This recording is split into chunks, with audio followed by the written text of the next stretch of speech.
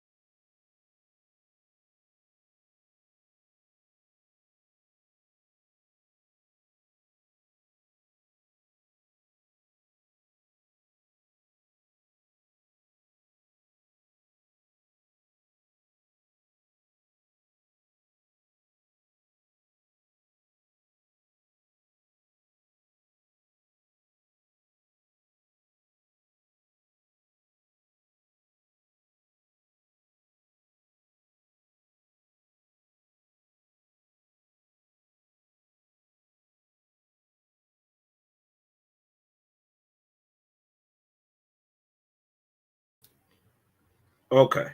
Can everybody hear me now? Hit me with a vortex sign if y'all can hear me. Dig what I'm saying? And we'll get back right into what's going on with the goings on. Right? Can everybody hear me?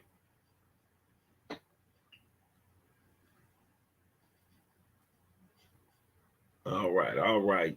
Thank y'all for checking in, man. It's your boy Cosmoni and Cal. You dig what I'm talking about? Coming back with a lesson 5 of the Jehovah Chronicles. This one is called Prophecy in Oahspe.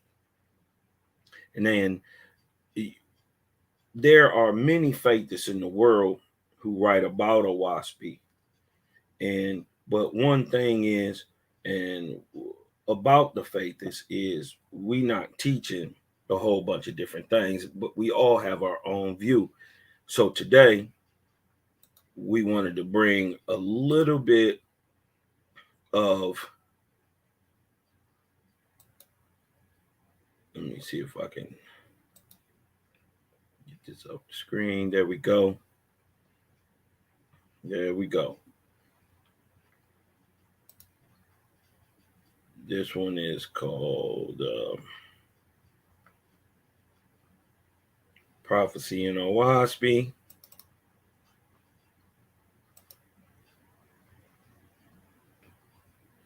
Make sure everybody can see. Okay.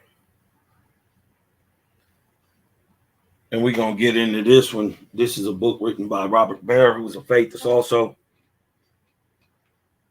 So let's get right into it. The spiritual power of prophecy has been accepted as a veritable truth among the spiritual and religious for tens of thousands of years. Divination concerning individuals, sometimes called fortune telling, has long held a fascination among the multitude, even among those without a technical New Age knowledge, often as a kind of entertainment, such as a given daily horoscope reading. It is not the intent of the writer to prove the reality of prophecy in any of its forms, but rather to analyze the prophecies which have been made in the actual text of Oahspe in order to determine how valid these may be considered. All right.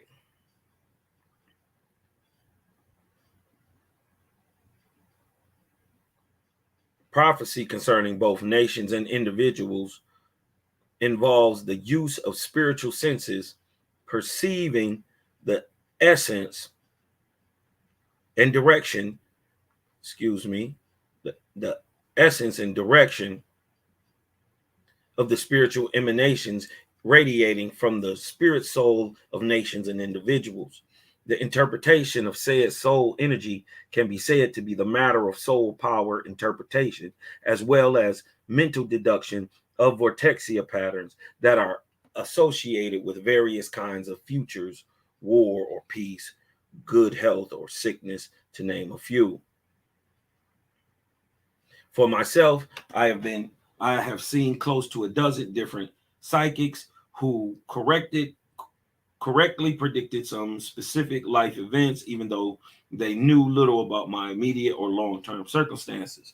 For myself, I believe in such psychic abilities as real and plausible.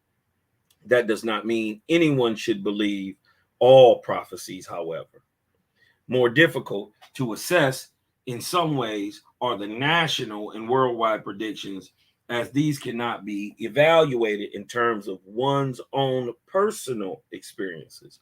Instead, such prophecies can only be interpreted along the lines of recent and current trends among such nations involving global indications. There are a considerable core of such predictions in Oahspe, although these forecasts can be grouped into three main areas. One, the corruption and destruction of major cities via anarchy and war. Two, the emergence of Aboriginal American slave spirits bent on destroying America as revenge for centuries of suffering and racial abuse. They always worried about what they always ask what happened to the slave. What happened to the slave master? Let's see what Oahspe say. 3, the emergence of new age communities, a new way of life where societies create sustainable, spiritual, harmonious progress and all. Okay, let's get down.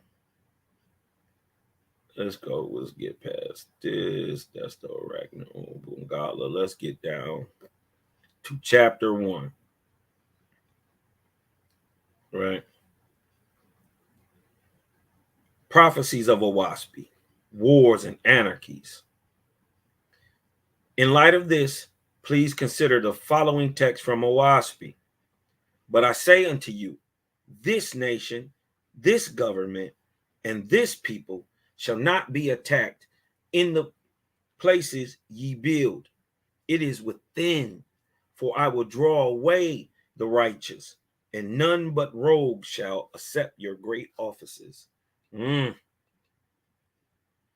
That is the book of Jehovah's Kingdom on Earth 25, 20, and 22.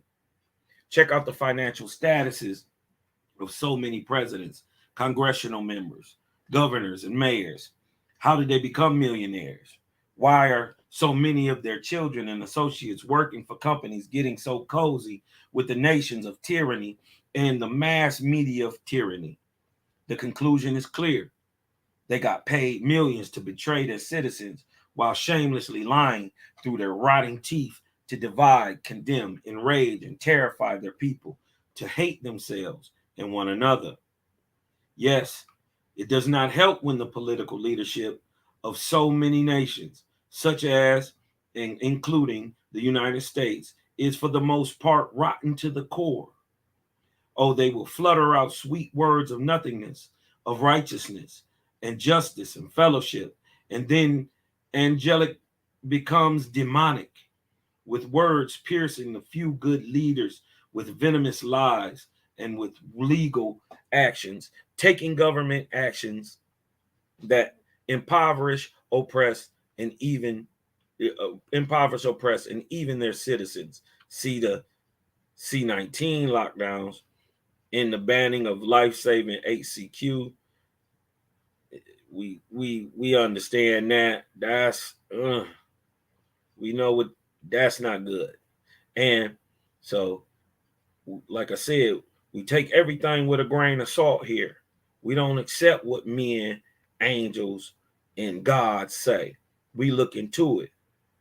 The HCQ, that shit that Trump was telling people that this is a horse tranquilizer, not a tranquilizer, but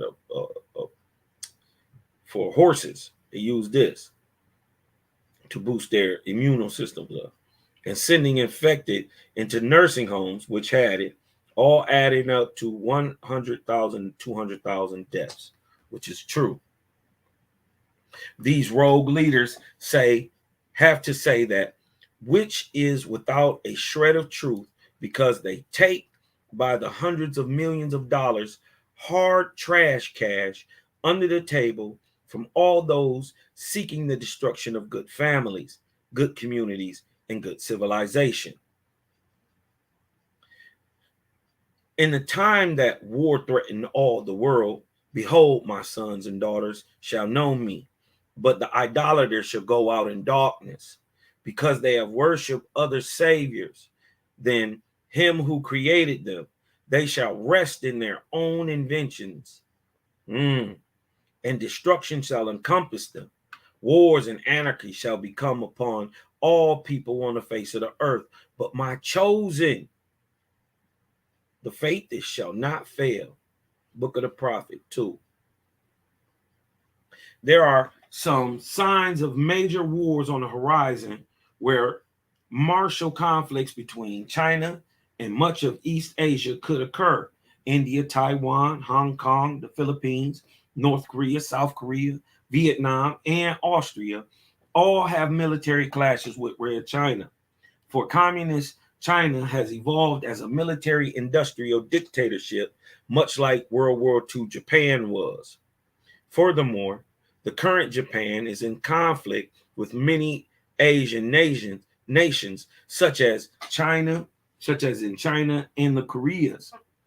And as an ally, the United States is therefore in danger of becoming a participant of a war with China as well. The trade war and trade barriers are harbingers also of impending war with the communist China. This prophecy from 1882 looks, unfortunately, accurate. You dig what I'm saying? So we see that in the news today. China, East Asia, India, the Koreas. In fact, China has a specific terrible circumstances, such as the cruel oppression of their own people and being identified as the principal cause worldwide spread of the corona epidemic. Perhaps more viruses of their own evil manufacturing are yet to be released. Concerning greater anarchy troubling our communities, we can see that from our news sources that there are now a rapid increasing of crimes and citizen unrest. 320 mass shootings so far this year. Like you said, unfortunately, this looks true. All police are being demonized, even though less than 1% are actually racist killers. I'm not sure about that neither. The police serve our cities by making our streets and businesses and neighborhoods safe to live and work. Removing the police or reducing them into ineffective bystanders can only hasten the destruction of our civilized societies. Meanwhile, millions of illegal immigrants continue to roar in. We can and should help many of the immigrants, but there will come a point when the stress to our societal structures can be of an overwhelming degree, and thus a societal collapse into anarchy seems possible. The line about resting in inventions the line about resting in inventions too is troubling. Is there a reference to smartphones and digitality, which are obviously useful, but also a portal for every kind of evil tetrix, which are the 7 tetrix: Avery, gluttony, vanity, the 7 deadly sins, are the portals for every kind of evil tetrix there is, especially during the lockdowns, where many are so isolated and incapacitated. For they have become a conceited people. Listen to this prophecy. For they have become a conceited people, saying, there is no God, and Jehovah is void as the wind. Behold, ye shall let them go their way. Their cities shall become full of crime, for the angels of darkness shall come amongst them, and no city shall be safe from theft, murder, and arson. And vagabonds shall travel in the country places, stealing and robbing and murdering. In their great men shall take bribes, and their judges shall connive with sin. And the innocent shall be confined to mad houses, and justice shall depart away from them. Jehovah's kingdom on earth, 24:31-35. To go a little further, a nation or people who honor no almighty being equates to no spiritual path, equates to no spiritual life, equates to being wide open to obsession by the Jujan spirits. For this is exactly how Jujas live in the next world, seeking physical pleasures, horrors, violence, intoxication highs, and hating everyone and everything good and beautiful.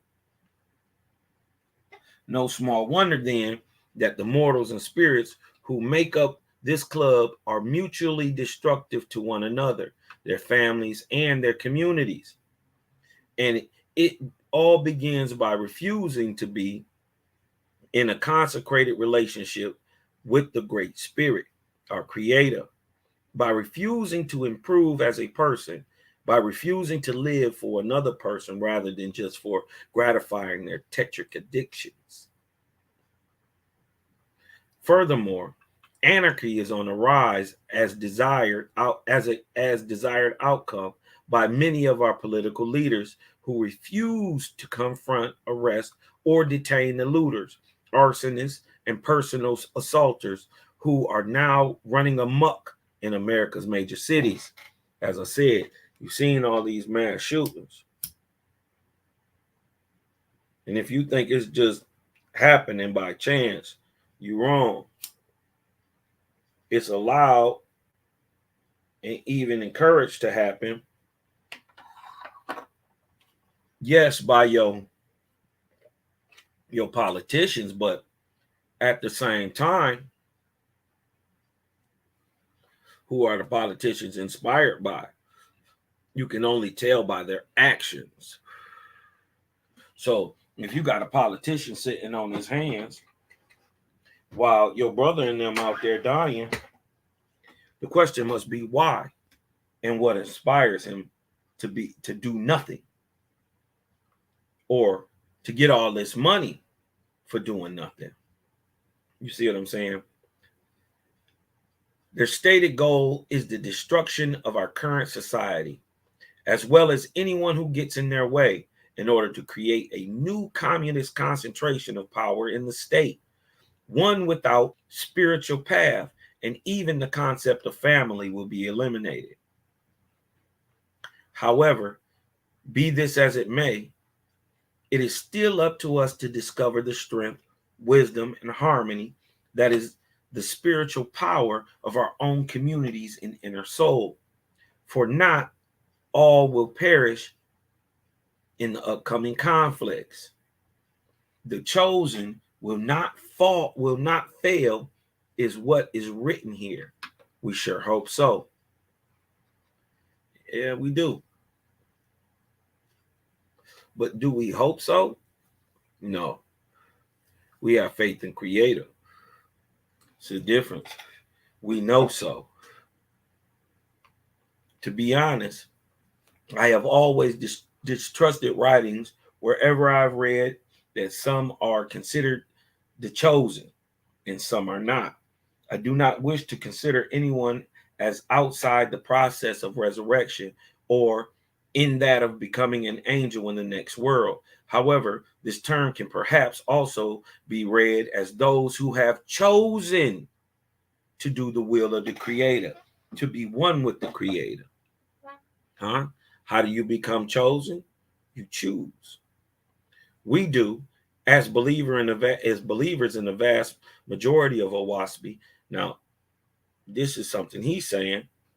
Also, assert that nonetheless, there are many who are doing their best to become a better person and a better people. In this manner, a true faith, as faith is, and a rejection of despair is so very important.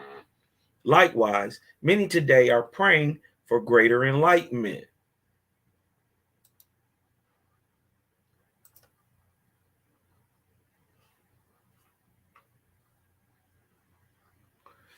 Where we at?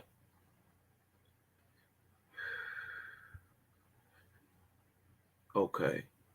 And a rejection of despair is so very important. Likewise, many today are praying for greater enlightenment on all deadly and disturbing circumstances. We want to understand what is going on in our societal conflicts and economic hard times. If we must simply regard our modern society as hopeless, how then shall we unite successfully in creating new age societies? Shout out to Bronze Yogi, Shebrew, Eliyahu, gang, man, created gang, stepping up in this thing. You dig what I'm talking about? Love y'all. Thank y'all for coming through too, man. Sub, like, and share, man. Share the page and let people know what's going on. Let's get back into it. We want to understand what is going on in our societal conflicts and economic hard times. If we must simply regard our modern society as hopeless, how then shall we unite successfully in creating new age societies? So many have failed in doing this, but as will be shown in part 6, some new age groups had various measures and means of success that we would do well to consider. In short, it is also very easy to believe that the great tragedies of our time shall be ultimately overcome by taking in the lost and the abandoned due to these societal breakdowns. Listen, talking about creating our own societies here. It only take one or two. And if you're doing right, and the most important thing is that you have the Creator as your focus, the Creator as the center of whatever you're doing, you will always win. He also says, by doing for those who are less fortunate, like the babies, for anybody who do for the babies, he say you are directly doing for him. It always wondered where all these babies was gonna come from till I start really getting into what's going on in Oahspe and what it's saying, and then really taking a deep look around me. These babies is gonna be out in the streets. We gonna have to have a place to take them, y'all. Everyone working together under tough conditions to start anew those communities based on love and compassion. Here in these new age communes shall blossom a new wisdom founded on respecting and honoring all of all life, of all that is good in the universe. Chapter 1, Prophecies of Oahspe. Slavery is hell forever for everyone. Dig this. Let's get deep, man. He got some things he got to say in here. I agree with a lot of it. I absolutely agree with, but he got some things maybe we can clear up and shit that I just don't agree with per se. But he is right. You dig what I'm talking about? What he's saying overall, he's right, but it's just some points we got to clear up. You dig what I'm saying? God said, because thy slaves went out in darkness and have become wandering spirits, dwelling in ignorance around about the earth, there is no resurrection for them in this day. The heavens of thy God are above them, nor have they put away the vengeance in their hearts because of the injustice done to them in mortality.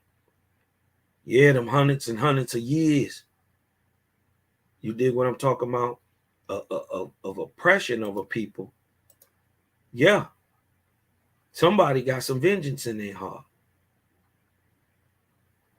With a head start in the spiritual world on the people who was doing all that slaving and raping and killing and colonizing that you was doing.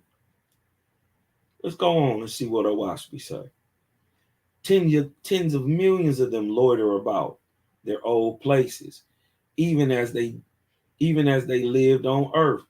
But the evil intent on the with evil intent on the living, and they pursue the living with wrath, tormenting them day and night with evil inspirations. So they don't even get away with it. So they didn't beat Uncle see they call you Uncle Tom, right?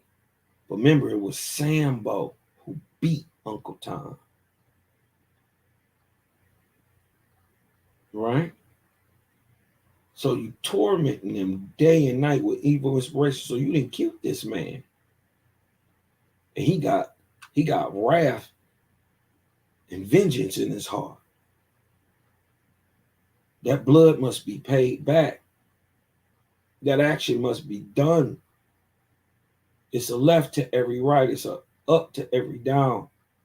It's a right to every wrong.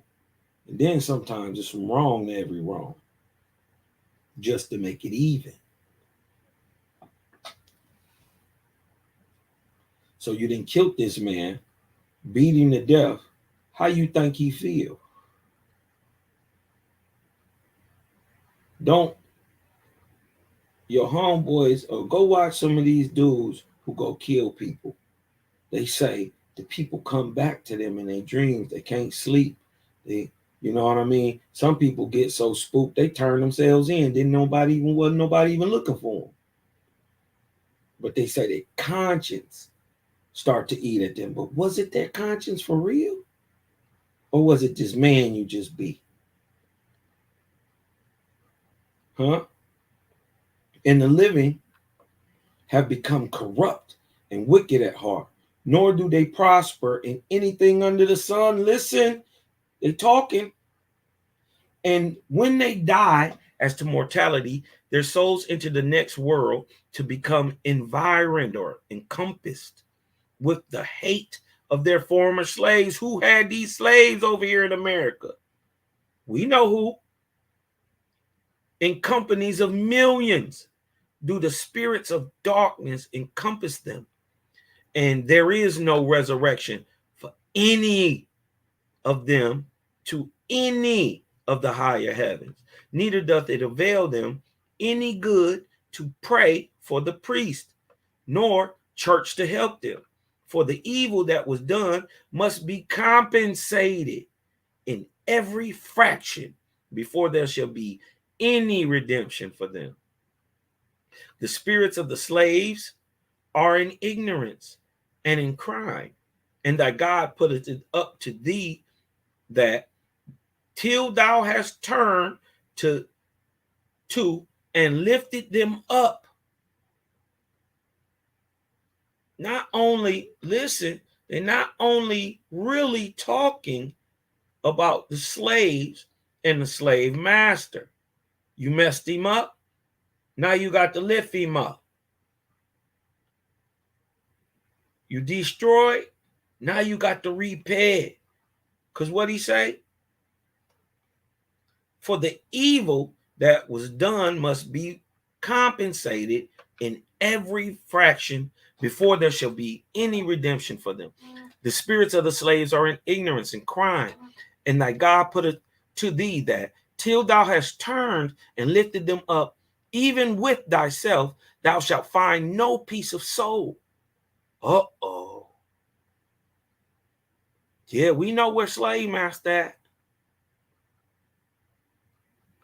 Neither shalt thou raise to the heavens of thy God. Moreover, even as thou dost this day, curse the race thou hast neglected and despised. So look at Oahspe, revealing that these crackers still hate you.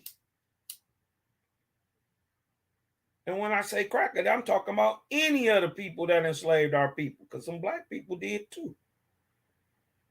Yeah, some of them Africans came over here enslaved. Some of them Europeans, black and white Europeans, black and white Africans enslaved Aboriginal Americans here in America. Huh? Don't get it twisted. They've always known there was a difference between the Hamitic man and the Negro, or what they call the Indian. You dig what I'm talking about? And them Indians ain't the natives today. The Aboriginal man of America today is called the Negro. He's still here. Moreover, even as thou dost this day, curse the race, thou hast neglected and despised the black man in America. So dost thou sink thyself in deeper bondage. This is talking about today. We see how we treat it. This ain't no mistake. Look at the validity of Oahspe. It say, moreover, even as thou do or dost do this day, just like you doing today, you curse the race thou hast neglected and despised. There was a debt owed for slavery. Who was enslaving you? Also, who were you? Who was on them things looking like Negroes down there enslaved?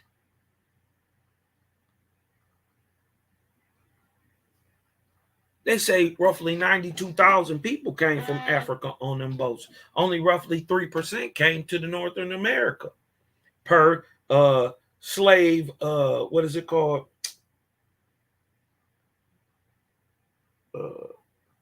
It's slaveship.com, I think it's called. That number went from millions, hundreds of millions, down to 12 million. No, it was 300, and then it was 100, and then it was 12 million.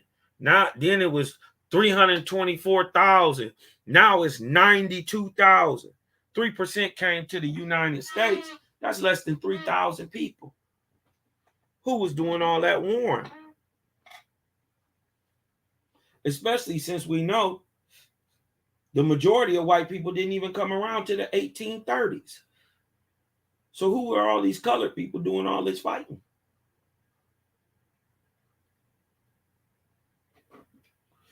They were the Indian.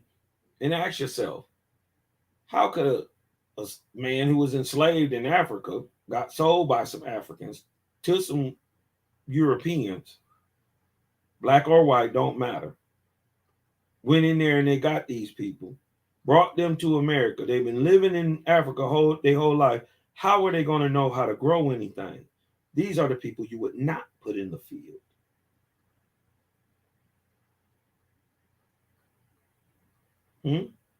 What I'm saying is, when the first Negro or the first African got here to America, it was Negroes already enslaved on the plantation.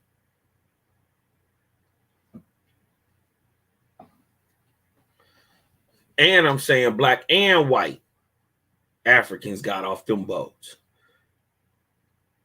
But look, let's get back to it. Moreover, even as you do this day, you curse the race that thou hast neglected and despised. So do thou sink thyself in deeper bondage. For as Jehovah quickened into life all the living, and thus made them his children, so are they thy brothers and sisters. Nor hath anyone any prestige in sight of our Father, who is over all. God said, till thou canst take them to thy heart and soul, and say, my brother, my sister, in this world there shall be no prosperity for that people. Huh? People say, oh man, they prosper, they run in the world. Huh? But what's happening to them behind the scenes? Why did they turn over Roe and Wade, Roe versus Wade? We'll get into a little of that too.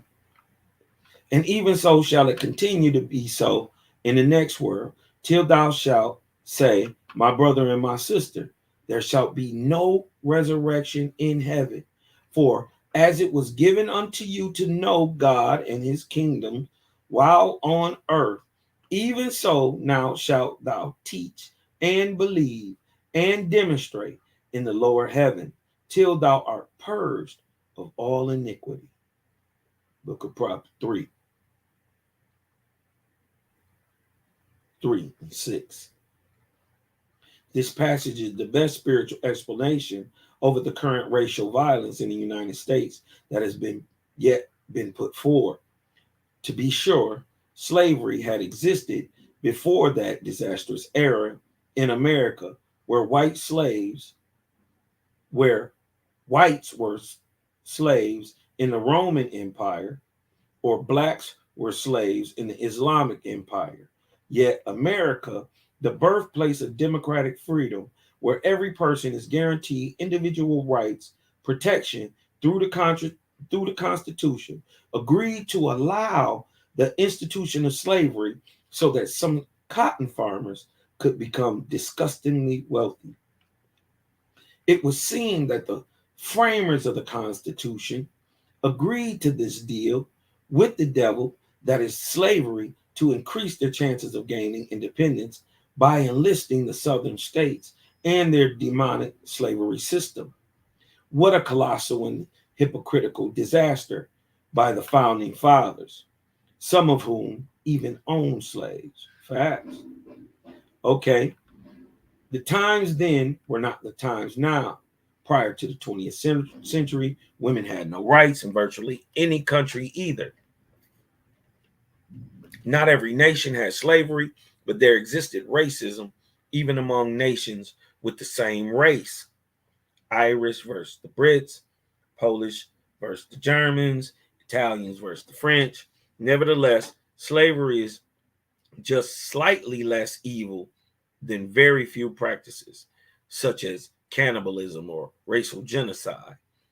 Yet America legally adopted it, though it was completely at odds with the Declaration of Independence and the U.S. Constitution. Only saving grace is that these legal documents gave America a chance to reform itself and eventually remove slavery and give the vote to women and minorities. You dig what I'm talking about?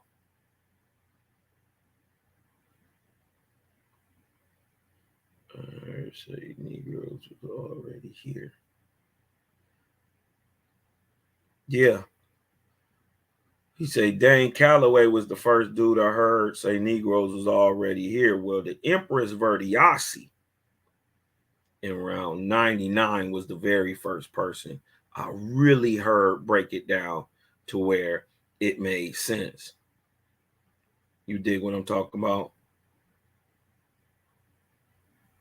That's my brother Hurricane. Oh, my dog Hurricane in this thing. What's up, boy? What's up there, boy? You dig what I'm talking about? Yeah, man, they get it twisted up, man. But let's go a little further. We just gonna keep reading. You dig what I'm talking about? We just gonna keep reading. Okay. However, as this passage in Oahspe points out, the damage had already been done. Imagine generations of families treated like cattle. Yeah, nigga, we ain't gotta imagine. You dig what I'm talking about? Understand, Robert Barr is still a white man, so he got biases he don't even know he got. And you can tell it comes off in his writing. So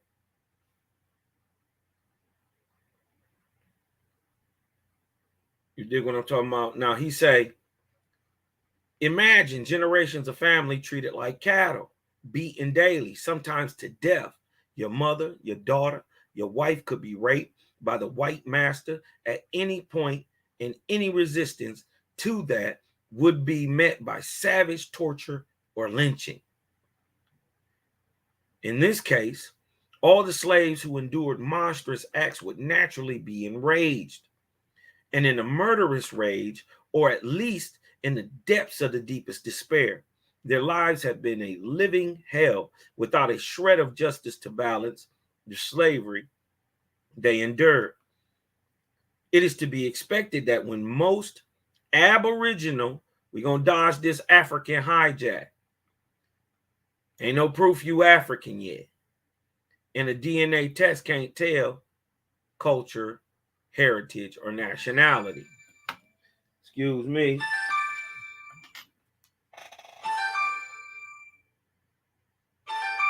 Excuse me, y'all. My bad. I forgot to cut this mug off. Let me see. My bad. Cut this sound down. All right. Let's get back to it. Now, in this case, all the slaves who endured monstrous acts would naturally be enraged, and in a murderous rage, or at least in the depths of deepest despair, their lives had been a living hell without a shred of justice to balance the savagery they endured. It is to be expected that when most Aboriginal Americans, let's dodge this hijack, and do it even matter that you got some African heritage? No. Oahspe explained that the children of Iwata was going to meet the children of Moshe, was going to meet the children of Capilia, was going to meet the children of Chinese.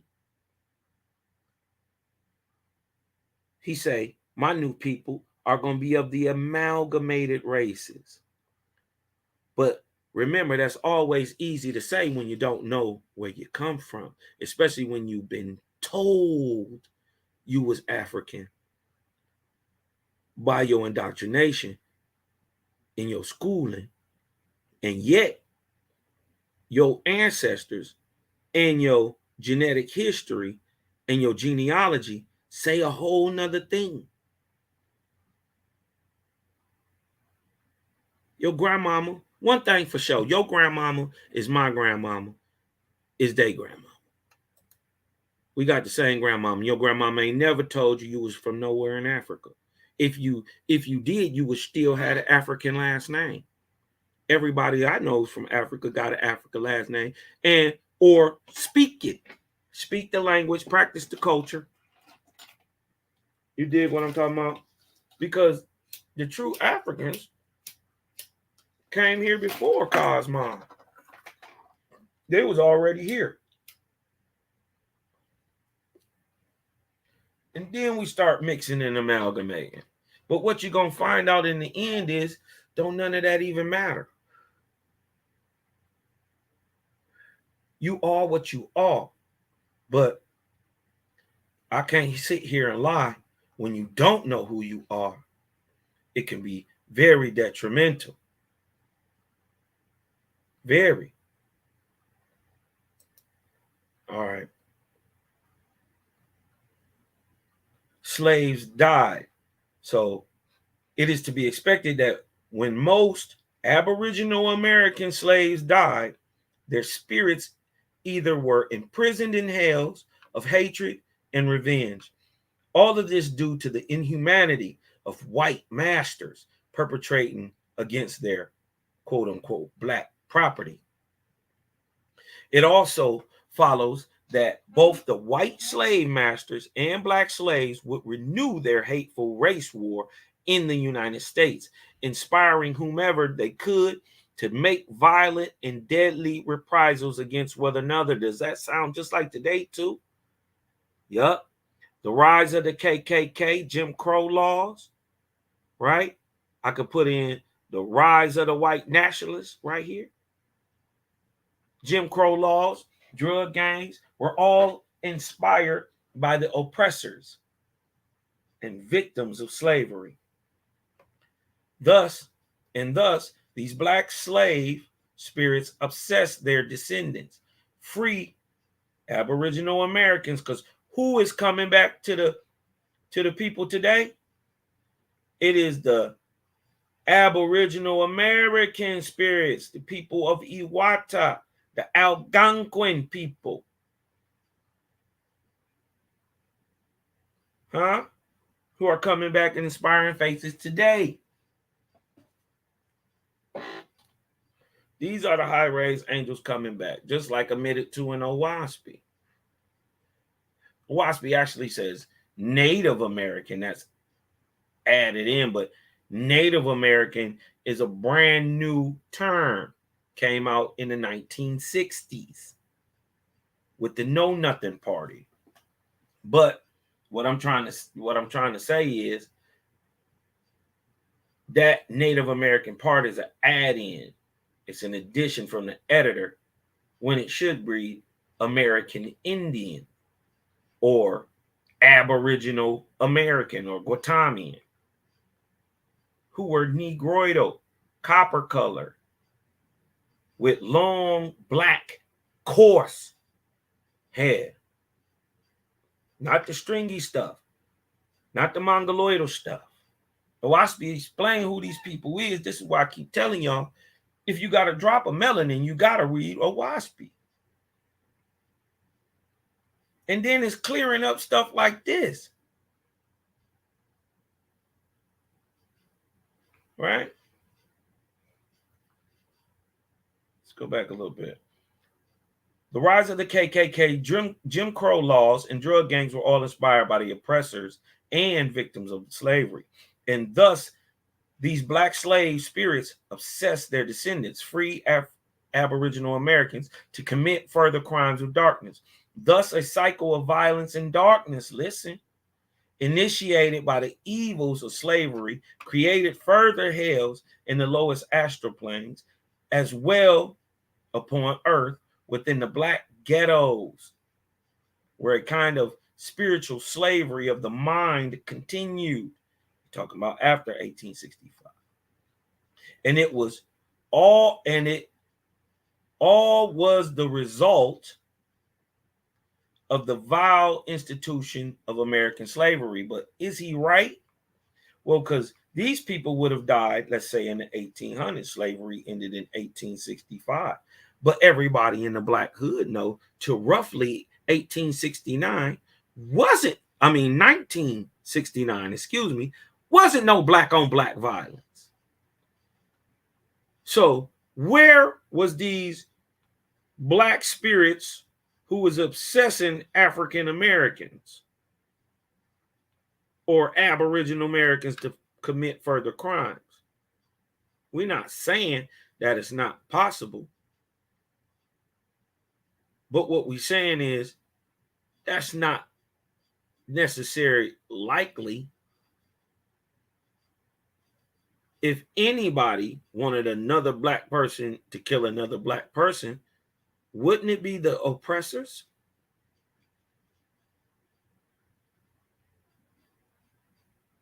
And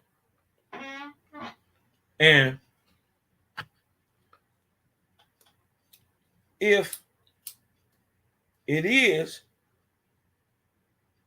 the slave stock obsessing people, wouldn't something like the opioid crisis, which is ravaging the sons of the white slave masters, their kin and kit and kittle.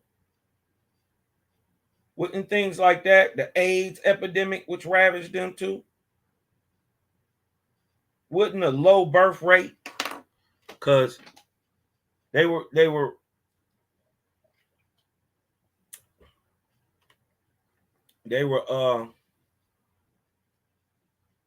roughly 80% of the population and represented 94% of all voting stock in our government in 1981.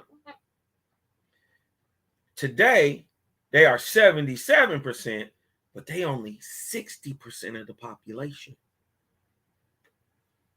They're still well overrepresented by their actual numbers. But look how many people you lost. Wouldn't that be a result of some vengeance that a slave would want to get back on some white folks? I think the brother got it a little twisted a little bit, but he on point. You see what I'm saying? They were a kind of spiritual slavery of the mind continued. These people just got up out of physical slavery. From 1865 to 1965, wasn't no black on black crime in these ghettos. As a matter of fact, we did what Jehovah said would happen. We turned these arid places when they moved us out west on the Trail of Tears and stuff like that. We turned them arid places, them deserts, we turned them into virtual Edens. They was called Black Wall Streets, and we had a bunch of them. Now, and they've been burned down in the red summer. They burned down many Greenwoods, many Greensboros, many Black Wall Streets, many Black Rosewoods. Many of them they even sunk the whole city that are now today beneath man-made lakes.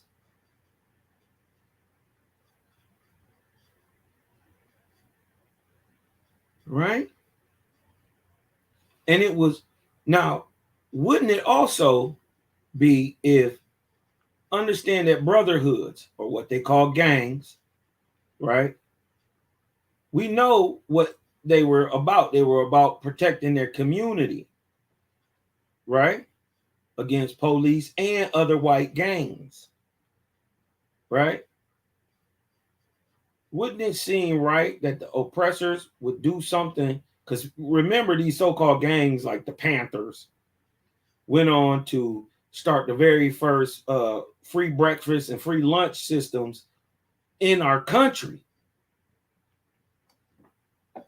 So you can't say that these was bad people, and they feeding the babies whole communities.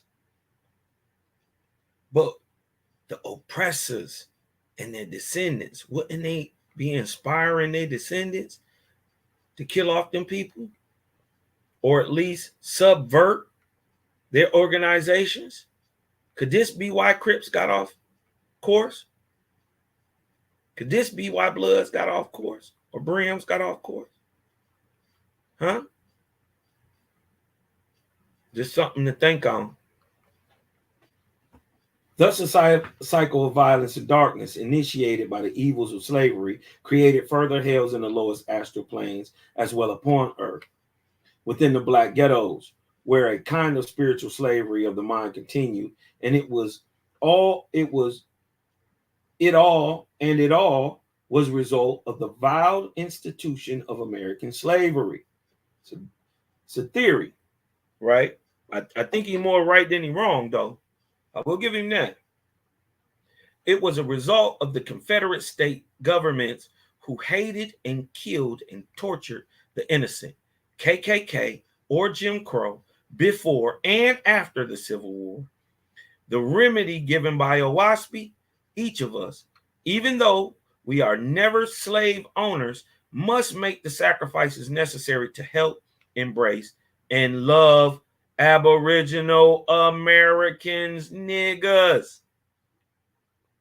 Listen to what he's saying. The remedy, this is what Oahspe is teaching you, right? Oahspe, I told you, I'm the first mug that brought it out. Oahspe teaches you how to beat white supremacy and then gives you prophecy that this is going to happen. Boy, would I be... Listen, I may not even see that, but I'm going to see something even more glorious. So I'll be around in the heavens, you did what I'm talking about, to see true racism overthrown. That's going to be dope. That is going to be dope. Right? But listen, the remedy given by Oahspe, this is how you defeat white supremacy. Listen. And there's other things. But look what he given for white people and their descendants. Because there's a bunch of people who say, well, I never owned a slave. I got a bunch of black friends. Tyrone, that's my best friend. Y'all so fit in the house. Brandon Carter in the house. Hurricane in this thing. All praise to the creator, man. Peace to the righteous gods and their Vanian goddesses, man. Gang. You dig what I'm talking about? Okay, let's get back into it. The remedy given by Oahspe. This is going to be a result of what you be doing, putting your own Jehovah's kingdom here on earth, right? Each of us, listen to us. Each of us, even though we are never slave owners or were never slave owners, each of us, they talking to white folk today too. Listen, I got to give it to Robert Bear. Got to have him on the show one day. Each of us, even though we are never slave owners, each of us, even though we were never slave owners, must make the sacrifices necessary to help, embrace, and love the Aboriginal Americans, the descendants of the slaves, in every way we can. Come on, Robert Bear. And we need to do this for the rest of our lives and beyond. For the Aboriginal American community above, below, and on earth all require our love, field acceptance, and assistance. There is nothing quick nor easy in the solution to racial hatred, yet it rings true. Thus, we must each look deep into our souls, decide how we can help the current day Aboriginal Americans with real substantial help. That shall be the combination of spiritual, listen, financial, emotional, and political upliftment. Come on, Robert Bear. Come on, Robert Bear. There is nothing quick nor easy in the solution to racial hatred, yet it rings true.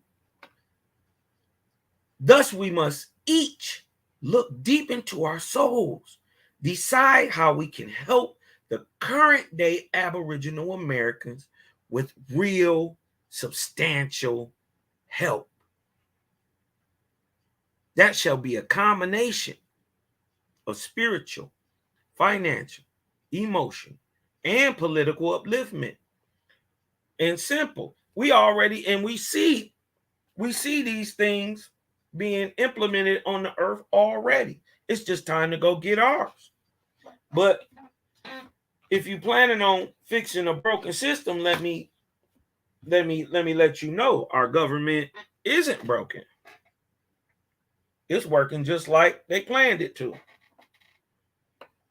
They don't hate you by chance. They hate you by design. You dig what I'm talking about? So This is not a case of just making some Facebook or Twitter post or taking part in hate this political party or these political leaders. It is a case of summoning our love in service for all who are within our reach. Yes, especially Aboriginal Americans, but also all persons. Get out there, people. Reach out. Find a way to make a contribution. Make a sacrifice of time and money that will help those who have been oppressed for centuries to be and feel uplifted about living in our communities. Perhaps the Father's kingdom on earth being founded and successfully completed is one stage of healing connected to resurrecting the slaves and the oppressive races from the hells as well as those roaming on the earth. Yet before that great endeavor takes place, each of us must take direct, courageous steps of working for good directly for and with Africans and Aboriginal Americans. Shout that out. Shout to my African family out there. Shout to my Indian family, my European family, my Persian family, my Chinese and Korean and Japanese family. Shout out to the Algonquins and the Iroquois. Shout out to my brothers out there in Tasmania and New Zealand. Shout out my boy George, man. You dig what I'm talking about? Let's see who in the chat real quick. You dig what I'm talking about? Brother Brandon forbid indeed.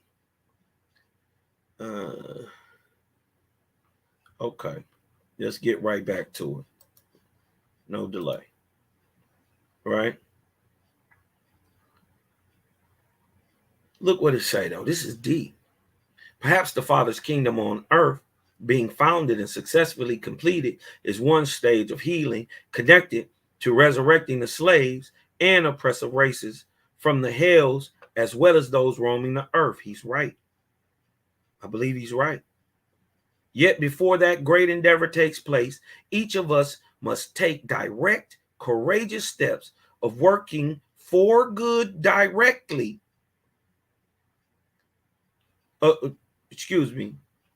Each of us must take direct, courageous steps of working for good directly for and with Africans. Shout out the Eritreans, man. Shout out the Ethiopians and the South Africans. And shout out to Morocco. You dig what I'm talking about? Shout out to Sudan, Cameroon, Congo. You dig what I'm talking about? Shout out to Liberia, man. We got a lot of people that's Americans over there in Liberia. You dig what I'm talking about? Bunch of people over there. You know what I mean? A lot of that was just set up by Americans. But a lot of that's not talked about.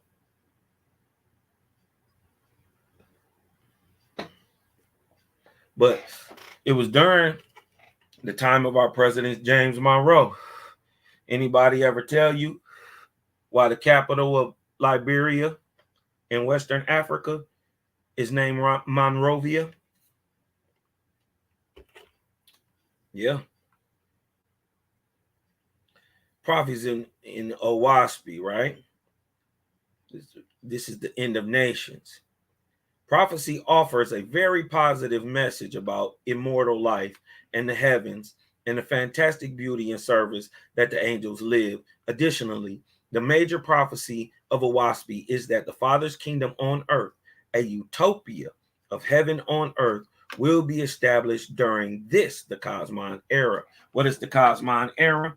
From 1848 to 3848 AD.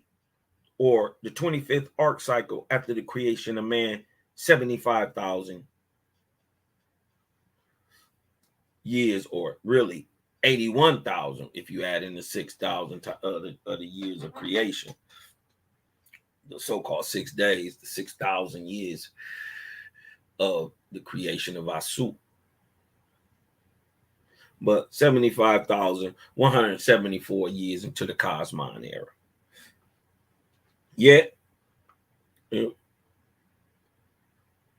there is another prophecy from Oahspe that is, before New Age spiritual communities of peace and harmony will be established, most of its first world nations and cities are likely doomed to destruction.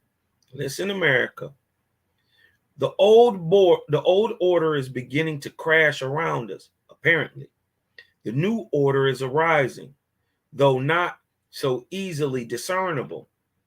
And this new order will be one of peace, justice, and love, a complete commitment to a path of spirituality. All of this will take time to play out, but putting one's faith in God Almighty and oneself and one's growing circle of angelic fellowship is a great way to begin saving ourselves. Dig, this is Book of the Prophet 2, 4, and 6. That they who are ungodly and self-conceited against my commandments shall have penalties and trials and sufferings as nations and peoples on earth below and in the heavens thereof. And the people shall cry out for employment and find none. Cry out for bread and find none. Cry out against the rich and the tyrant, but find no succor. And they shall say, woe, woe is the fate of all people. Woe, woe are the coming events and the fall of empires. And they shall search for the cause thereof and find it not, for they will not perceive that it is their own ungodliness that has come upon them and brought them to their misery. And they shall be cast in anarchy and destruction. The nations shall fall. The religions of their fathers shall fail them, and their prayers shall go up in vain to my holy place. Because they have denied me and denied Jehovah, the creator of life, and set themselves up to explain away me and my heavenly governments, neither shall they perceive Jehovah till they put away the darkness that is in them. Ain't that fair? What happens during spiritual progression? Show us in your Bible. This is prophecy. And my judgment shall pursue them on the earth and in the lower heavens, and they shall be bound to rise not, nor to live in peace till they acknowledge that righteousness of heart and good works done unto one another are the power of resurrection. I give unto my people. Prophet 2, 4, and 1. Oahspe here and in other passages claims that many of the nations of the world shall collapse. Why is that? Due to bad leadership. Look at our leaders. They told you what they be doing. This would not be the first time civilization has collapsed, as so many nations and empires are no more. See the Roman Empire. See the Persian Empire. See the Incan Empire. Yet, here the implication is that many of the advanced nations of the earth will self-destruct. Nothing lasts forever except our immortal soul. So yes, all nations fall at some point. And the same is true of all civilizations. The only question is, when? And never has to end nor fail. What never has to end or fail is the virtue building. That is what the angels in the heaven above. What? Hold on, let me move this up. Okay. The only question is when. What never has to end or fail is the virtue building.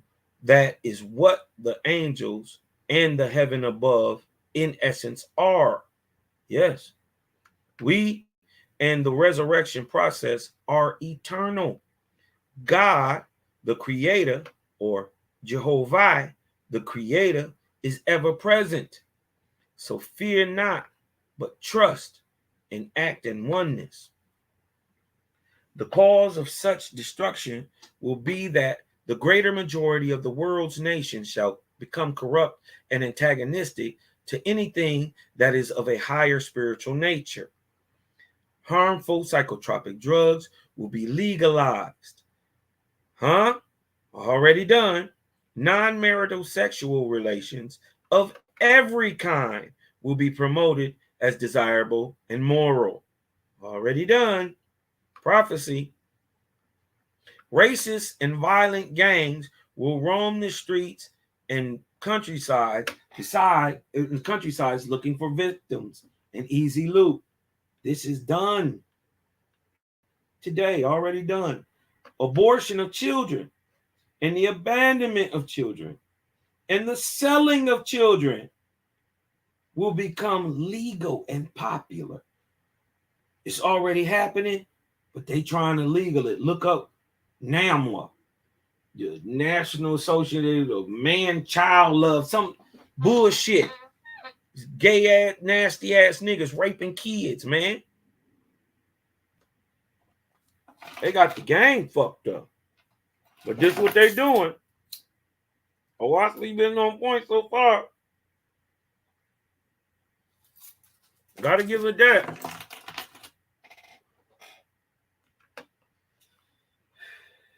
Yes, the people in the nations of the world who have cut themselves off from Jehovah, the creator of all life, by defiling their lives with sin, by murdering lives without a second thought.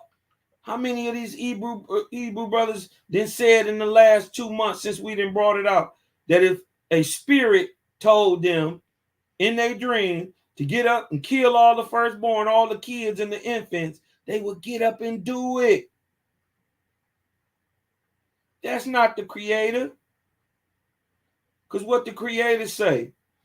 The people and nations of the world who have cut themselves off from Jehovah, the creator of all life, by defiling their lives with sin, by murdering lives without a second thought, shall be striving to create a hell on earth to match the hell in the spirit world that awaits them. Ooh-wee. A bit of a review of our modern societies, especially via our social media, especially in our big cities, confirms all of the above to be on the rise. Facts. The very leaders who swore oaths to protect their citizens are working in the dark to cause direct harm to them, removing all means for their protection. One step at a time, we see this. Those who are in darkness are not about to repent, save for a precious few. And so the casualties in our cities and societies will continue to increase without abate. What then can the average New Age spiritualist do in such dire and dangerous times? In a few words, keep up your faith.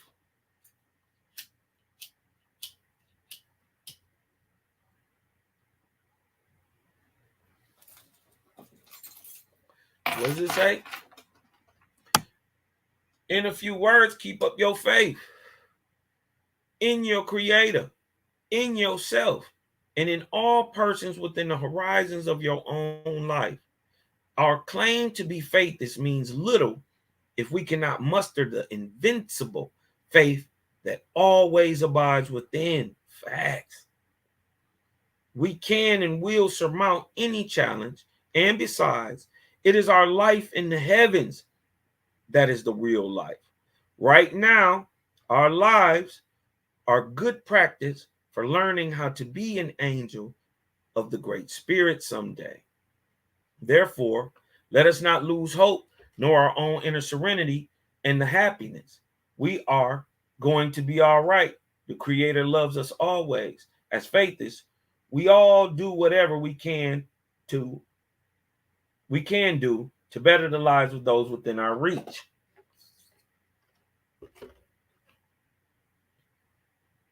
It is true that we can only control our own thoughts and our own actions. Therefore, let us truly live according to our highest light, our highest ideas. We do not have to hate those who hate, nor attack those who attack us. We can choose peace and harmony and practice peace and harmony towards all in our life. This does not mean we need place ourselves in places of danger that may be just down the street. It means we should be very judicious about avoiding conflicts and crimes while seeking the beautiful and safe places that are in the countryside and in the wilderness. Listen, this is how you defeat white supremacy. Listen, Oahspe, the only book in the world teaching you how to do it, with one exception. It may be the exalted path. Listen, you know anybody like this? It may be the exalted path of some to perform good work, good to the world, of staying in the city war zones, to be of service of some nature, where you make sacrifices to support, to bless, to pray for, to heal, to teach, to encourage, and to love those in need, for all in distress. Hold on, y'all know anybody like this? It may be the exalted path for some dudes to stay in the cities, in the war zones, to be of service of some nature. Can I offer two names? Cosmon Cal and Selah Shalom.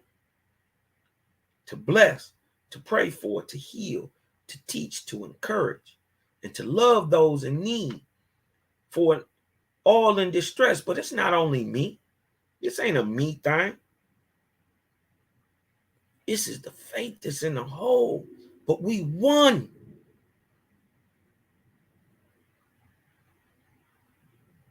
We one family. We move in one force. We all got our own ideas about everything. But one thing we know for sure, and one thing is creator only over here. No gods, no Lord gods, no lords, no messiahs, no saviors born of man. Just the creator only. This could be aid given to complete strangers, but can also include our family and friends, and those with whom we shall build a better world with. So faith is of the new age of Cosmon. Turn within. All the power and love in heaven and earth will be made available to you if you seek to work in service to others. But you must believe. Must you believe? See, we don't believe nothing over here. We know, and we live to that highest light. That is faith. You must temper your will and your wisdom to attune your spirit to the all voice, which shall bless you with the divine inspirations that shall successfully lead you onward. Correct, Robert Bear.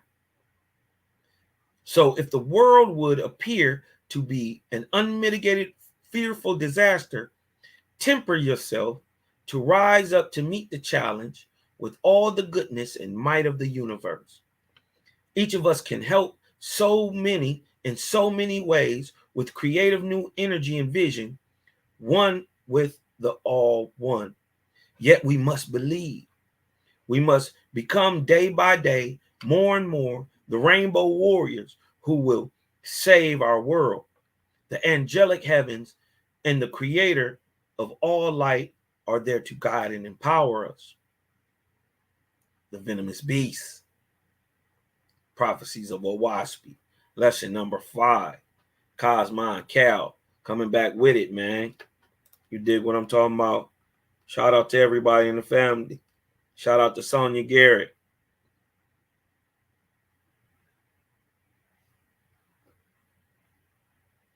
First rule of prophecy. We read in prophecy in Oahspe. The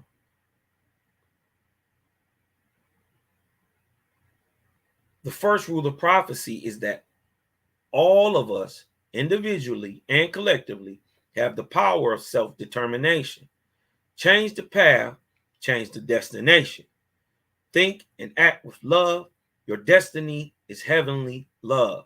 Therefore, any of these negative prophecies can be made to fail. Listen. Made to be mitigated into much milder consequences according to how many of us may discover how to live more in oneness with the Great Spirit. Additionally, those who live more in attunement with the Creator and the angelic heavens are more likely to be inspired or blessed with such fortunes as to avoid the harshest consequences of a society living as barbarians.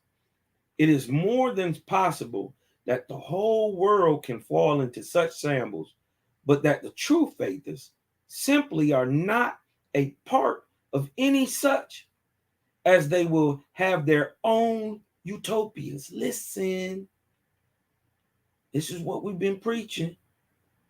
Getting out these cities, getting out making our own, holding all things in common, as in the ways of the ancients. Won't be no rich, won't be no poor, won't be no want in the cities of the faithers, in Jehovah's kingdom on earth. This is just coming with the faithers. He's gonna get back into that too. Hold on. In the making, while community building in the wilderness and countrysides, right? So what he's saying is the world could be going up in flames and the faithers don't know nothing about it.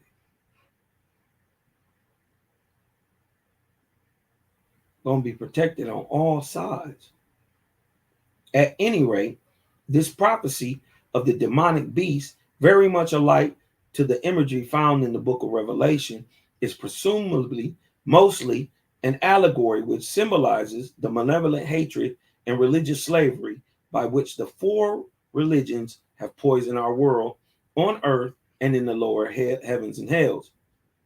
In some ways, however, this is a literal prophecy which foretells the following points: the major religions, tyrants, and secret cults and cabals together will, 1, for a time harm hundreds of millions more by subjugating them to the rulership of the demonic powers. 1 second.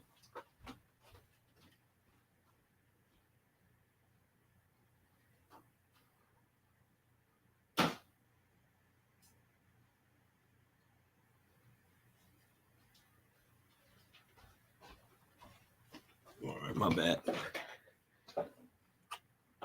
They're going to, 1, for a time harm hundreds of millions more by subjugating them to the rulership of the demonic powers.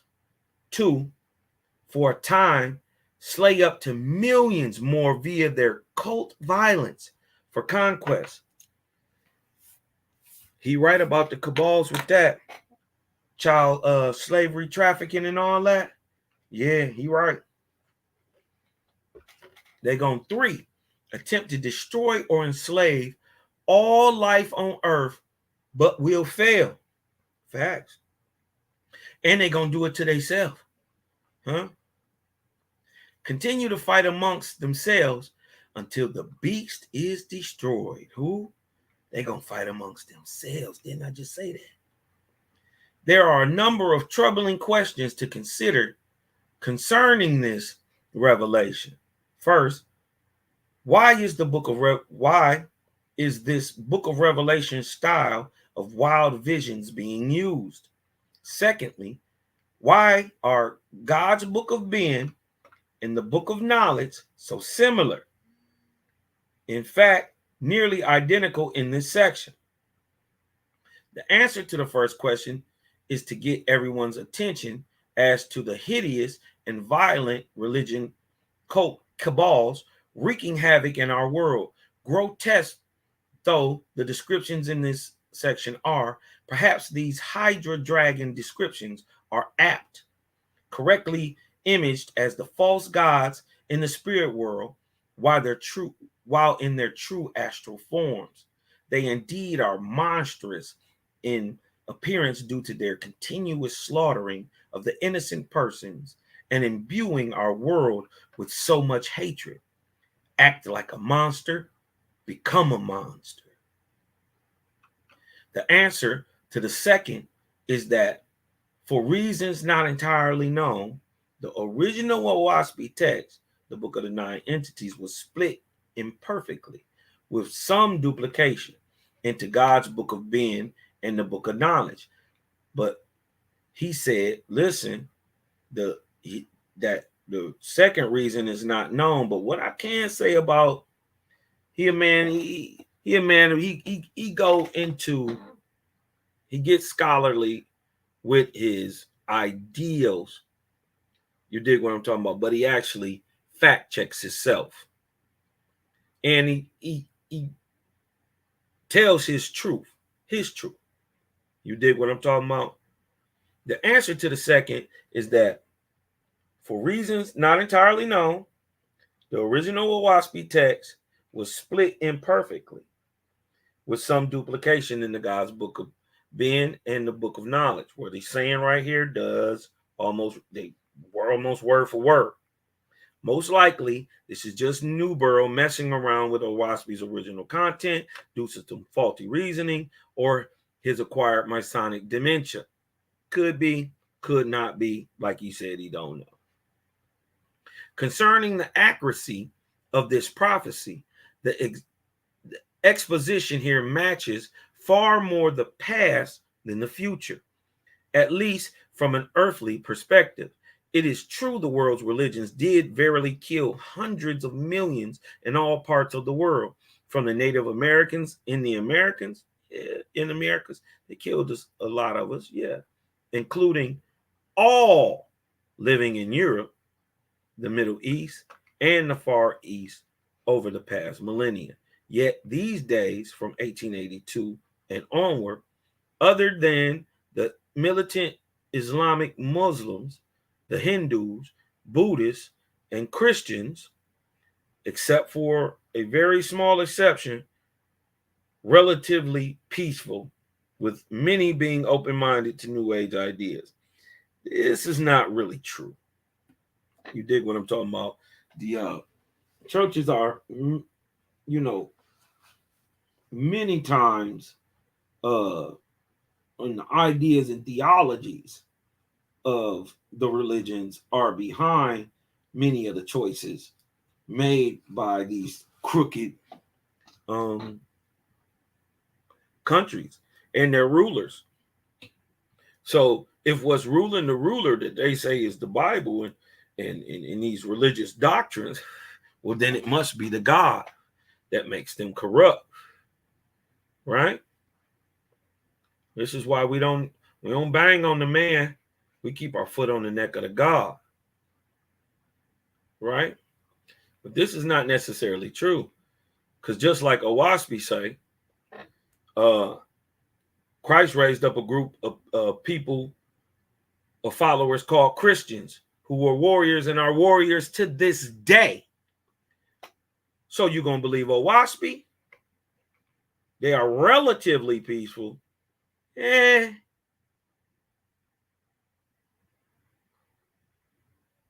30%, 40% peaceful. It's not like it used to be. I understand, but the people who are doing all the warring in the world claim the Bible and its God as their inspiration right here in America.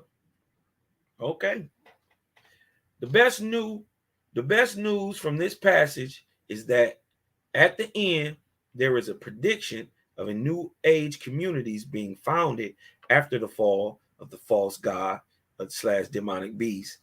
That is the major religions. Book of Knowledge 6:42.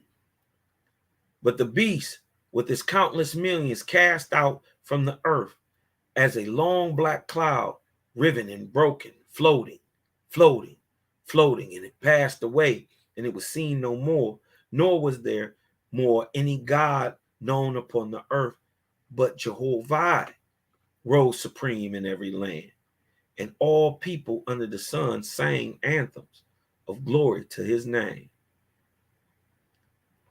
Book of Ben 8:31-33. And now, behold, whilst the beast struggled in 4 quarters of the world, Jehovah's chosen, both on earth and in heaven, marched out of bondage, singing glory to the Creator's name. And now Osiris, the chief remaining head of the beast, turned from the anarchy in hells and Hara to vent his hatred against Jehovah's chosen on earth, and with Baal and Ashtaroth invented new tortures for the non-flesh eating tribes of men. Who? Non-flesh eating Israel, Nazarene, Essene, Faithist, Vedic, Tienish, Algonquin, huh? But Jehovah's light broke across the world. The smoke and clouds from battle cleared the way. Book of Ben. These two passages are so similar, and one cannot help but wonder how or why such is the case, where two books are similar in many passages, but not all. The best guess is that New World took, as usual, editorial liberties with the original text, such as substitution with ancient false gods, Osiris, Dais, Tien, and Anu Hassad, for the more current false gods, Enochisa, Hinduism, Thoth, Islam, Luaman, Christianity, and Kabbalactus, Buddhism. This is Brahma, Allah, Christ, and Buddha. The thinking here was that changing the false gods' eras in order to avoid being offensive to the masses of modern religions.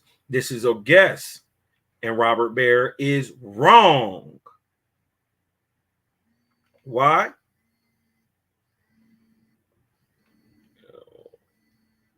One second.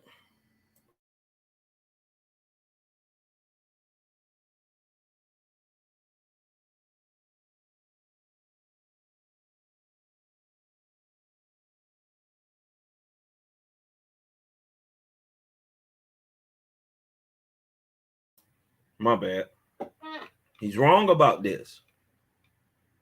What he doesn't see is, or what he's thinking is, changing the false eras, changing the false god eras in order to avoid being offensive to the masses of the modern religions. But is that what's going on? No. What happens is, or what you must understand is, to kill somebody in 3000 BC ain't no different than to kill somebody 3,400 years later. So when you set up and you do the same false thing, right, as Buddha, Brahma, Allah, and Christ, and you set up and slay and kill to set up your religion, and you did the same exact thing as Dais, Tien, and Anu Hassad, and who did the same thing as the gods like Ebi and Ahura Mazda and Atura did before them, and you seen them fall, and then they went in the knots and hells, and then was raised back up, and then had to raise their people up, and then Osiris, and the same thing happened to Osiris, and the same thing happened to Luaman. What it is that he's not understanding is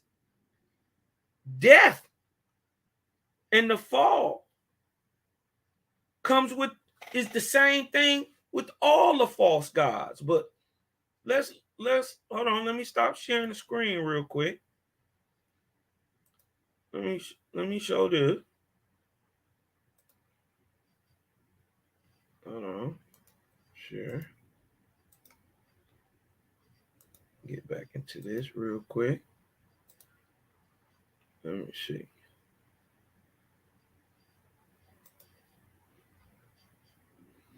Look, this is what he missing. The same way you did that fuck shit in 3000 BC, it's still some fuck shit in 2022. You do the old thing, you get the old thing. You call on the old stuff, you do the same thing, you don't learn, you're going to keep bumping your head. But look what Jehovah say about them. When the gods have fulfilled their time, this is for true God and the false ones. When the gods have fulfilled their time, this is Creator speaking, in earth and heaven, behold, I put them away like toys. Even true God. Right? Cosmos said, let the wise man and the prophet consider the signs of the Almighty, two extremes for a run the change of gods and saviors in heaven. These are extreme disbelief, what's going on right now, and extreme belief, what's going on right now. The first denies all gods and even the person of the Creator. The second runs after spirits of the dead, consulting seers and oracles. As Foma said, these are the signs of my time. When these come, behold, the Almighty has a new deliverance on hand. None can stop him, nor hold up the God, nor hold up the gods, lords, and saviors of the past against Creator. What happens? Everything, the same thing happens, because out of tumult, Jehovah rises supreme in every cycle. In the cycle of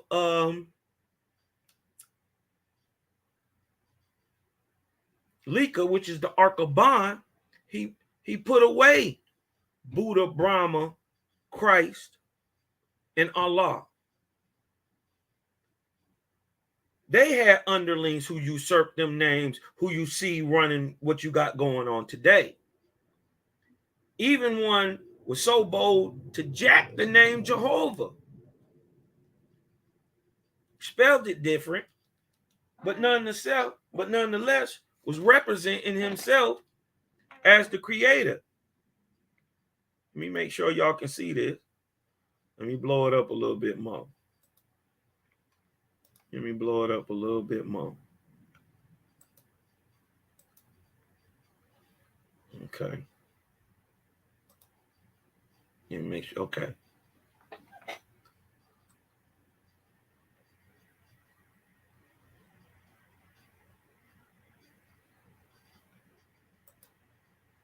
Okay. Out of tumult, Jehovah rises supreme, and he leads forth a few who know him and establishes them as a separate people in the world. And Uz said, and at the time of Jehovah's triumph, I come and make myths out of the disposed gods and saviors. Then I stretch my hand forth, and I stretch forth my hand against the libraries and houses of the ancient records, and I destroy them. And man is compelled to give up the things of old and to look around him and arouse himself up to the ways of the Almighty. Oh, if only the prophets would apply my lessons of the past in order to foretell the future. Behold, there is no mystery in heaven and earth. They march right on. Cycle follows cycle. Summer follows winter. And in the overthrow, listen, this is what he's not getting. The time of Osiris was the time of Osiris. 3953 BC to 1553 BC. the 23rd arc cycle after the creation of man, or what is known as the Oahspe. That's Osiris's time. We're talking about from 1553 to 1848 AD. That's the time of Christ, Buddha, Brahma, and Allah. But look what happened to all them gods. Look what has happened to every false god, because every arc cycle, 4 beast heads raise themselves up. And look what happens. And in the overthrow of the departing gods, behold, there is the beginning of a new springtime in Jehovah's season. He plants a new tree in his garden, and it is a tree of new light for the righteous. His chosen go out away from the flesh pots of the past, and they have neither kings nor emperors, only the Almighty. So this happens over and over and over again. Let me stop sharing that. Let me go back to this.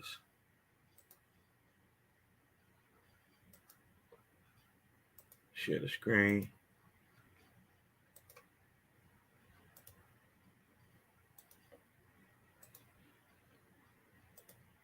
Okay.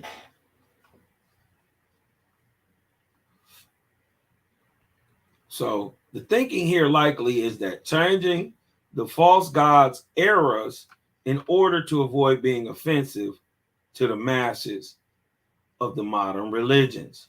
He was wrong about JBN. When he right, he right. But when he wrong, he wrong. He didn't change it. It's so similar because the same thing happens. One interesting caveat to ponder is that if the 4 false gods specifically have repented, correct, Inochisa, Buddha, Allah, Christ, Brahma, of their religion cult empires in the spirit world, then how can this prophecy take place?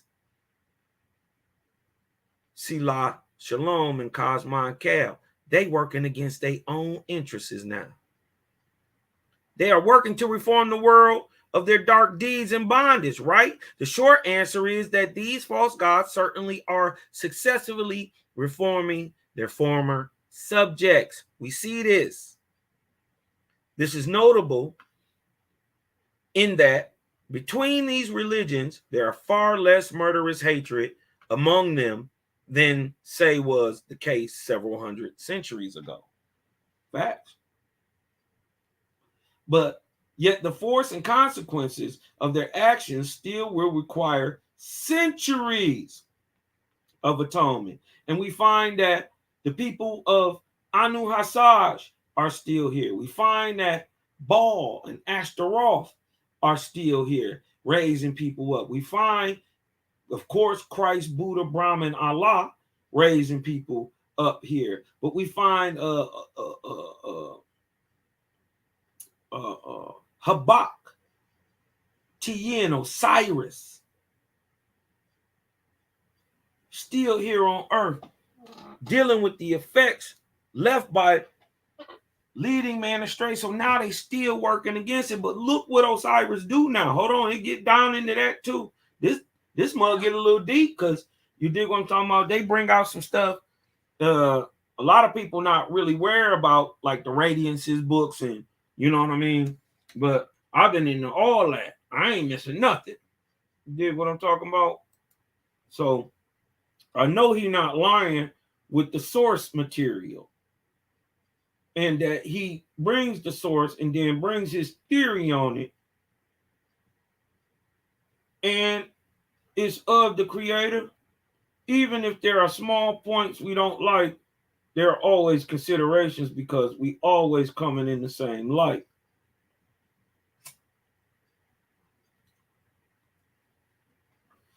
Right? Yet the force of consequences of their actions still will require centuries of atonement, if only because many of their inner circles of commanders have not repented. This is your Christ today. This is your Buddha, your Brahma, your Allah today. They are the inner circle because Christ, Buddha, Brahman, Allah have all been to hell and repented and are working against their orders, their own religion that they set up. Ever wonder why you can't pay the youngsters to go to church today? They already know.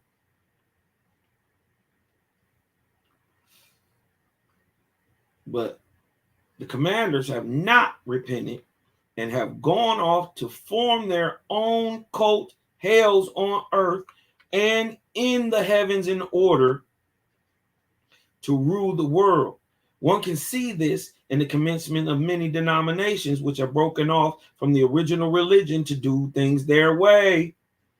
In addition, others of spiritual perception, such as the Elohists, point out that these false god wannabes are just as capable of causing as much harm as their former masters, and of doing it not just by harassing the world through religions, but also through governments, companies, and political organizations. Consider the following passage for them radiance. This is the Book of Radiance, 1984, Science and the Power of Vortices. As the majority of persons born, this is mind you, this is prophecy. As the majority of persons born through the ages have been of the selfish or self-centered type, the magnetism of the Earth's vortex near the Earth has been overcrowded with the earthbound minds of people of Earth. This composite of minds developed an astral vortex like the Earth vortex, but of a greater velocity in sentient substance. Its inward driving force crystallized a planet of this dark sentient substance at its core. In this core, men who developed dictatorial wills of mighty force, while on earth united to form what might be called a black crystal throne of deception and evil, whose satanic dominion has captured the world and has inspired leaders to engage in a universal destruction of civilization and humanity. It's the Book of Radiance. This is not your typically uplifting passage from the Elohist, is it? Yet the truth of these words ring clearly. As we read news stories each day, many have sensed this strange cabal of evil forces emanating from the ultra bad and ultra rich, as well as from the tyrannical throughout the world, and even to be found in America. This is not to say such a mighty force for negativity will succeed. The will of the Creator and the angels will win out so long as there are some mortals dedicated to service and to saving the world and their communities and families. Having an ascendant spiritual path is a great start to accomplishing such of which must never lose sight. Such of which we must never lose sight. This is a special session. Now listen, this is a medium who is channeling the false Osir, the false god Osiris of Egypt.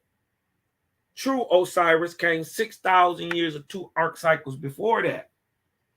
False Osiris's time is from roughly the 23rd arc cycle. True Osir, the son of Jehovah, true God of the earth at that time, is from 6,000 years prior. Circa 10,000 BC to circa 6,900 BC. Right? I believe that is the Ark of You. I have to look at it. Don't quote me. But listen, This is from the radius, right? This is from the radiance. Listen to what he say.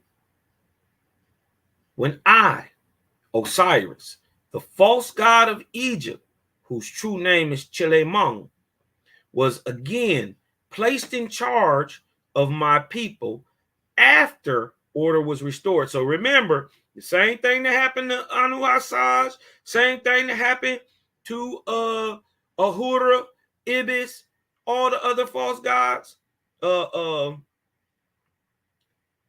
They was thrown in hells, and then they was put back in charge of their people to raise them up. He's still on earth. This 1984. I know he hated to see that resurgence in Egyptian history and all that shit, and us going over into Africa. And you dig what I'm saying? And bringing back Commission stuff. You dig what I'm talking about? Oh, he hated that, because his whole point was at that point, get that stuff off the earth so he can graduate his people and himself. Now, whose true name was Chilemon, Osiris' mama named him Chilemon, was again placed in charge of my people after order was restored. The same thing happened to them, happened to him, happened to Baal, happened to Astaroth, happened to Dagon, Habak. You dig what I'm talking about? Happened to Christ. Happened to Buddha, Brahma, Allah. All of them were thrown in hell, but was again placed in charge of my people after order was restored. After I vowed I would engage the full force of my will to redeem the lowest of the low until the doctrines of darkness and selfishness would be forever erased from the face of our planet, and kingdoms of tyranny, such as that which I had created. Listen, this is the false god admitting he was wrong and making his wrong right in the afterlife. Listen. And the kingdom of tyranny, such as that which I had created, would never gain a position of power over newborn souls again. This is pretty much the founder of the place called Egypt, even though there were people there in that area much longer before he was there. But he is pretty much the founder of the great land of Egypt, because he named it after one of his angel worker bees who worked under Osiris, who was one of his angelic chiefs, whose name was Egypt. And that comes to be the oldest iteration of the name of Egypt. It's not Greek, it's Ahamic, but it's called Egypt, not Egypt. Our efforts in conjunction with other forces, listen, of redemption, as previously mentioned, were successful at first. And we had established a base of strength in favor of the I am. Everybody, even the false gods, after time come back to the Creator, which was of a degree unlike any since the flood. It is through these rehabilitated people you get books like The Law of One and The Message of Ra. They under this Osirian doctrine. This is why they didn't come at one. This is why they talking nothing but the Creator. When they tell you they was seen and worshipped as gods in the ancient days, they was wrong. Now they fixing they right. Just like Osiris is saying, this is crazy. This is crazy. Y'all got to go get the books of the Law of One.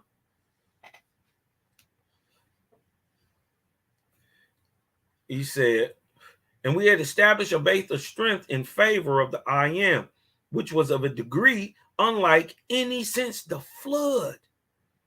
He had one as powerful as the ions. What? Osir wasn't no joke, man. Even the false god Chilemon wasn't no joke.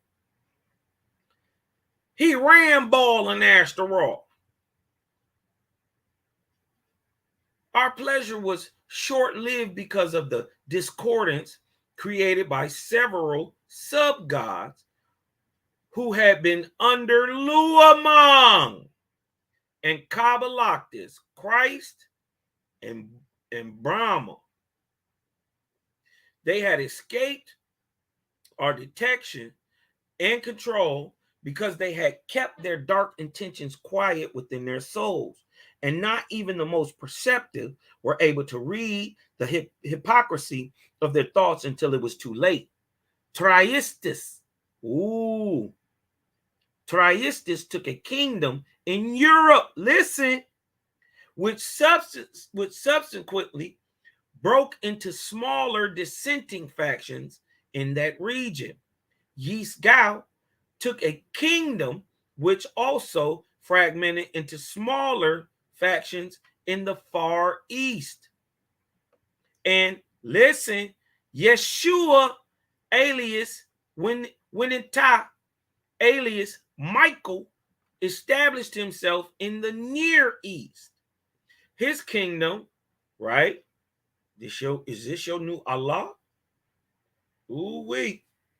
Because listen to who Triistus goes on to inspire. Dig this.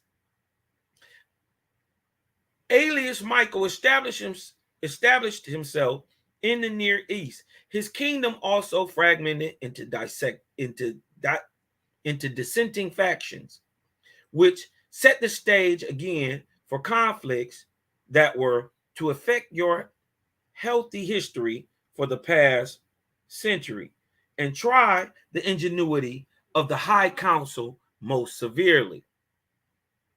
By far the largest and most vexatious of these numerous kingdoms was formed through the malevolent will of Triistus, who took dominion over an area extending several thousand miles square above Central Europe. Watch this, but primarily focusing attention on the area known as Germany. Which had been the place of his birth over 1,700 years previous. Remember, he came up under Luamang,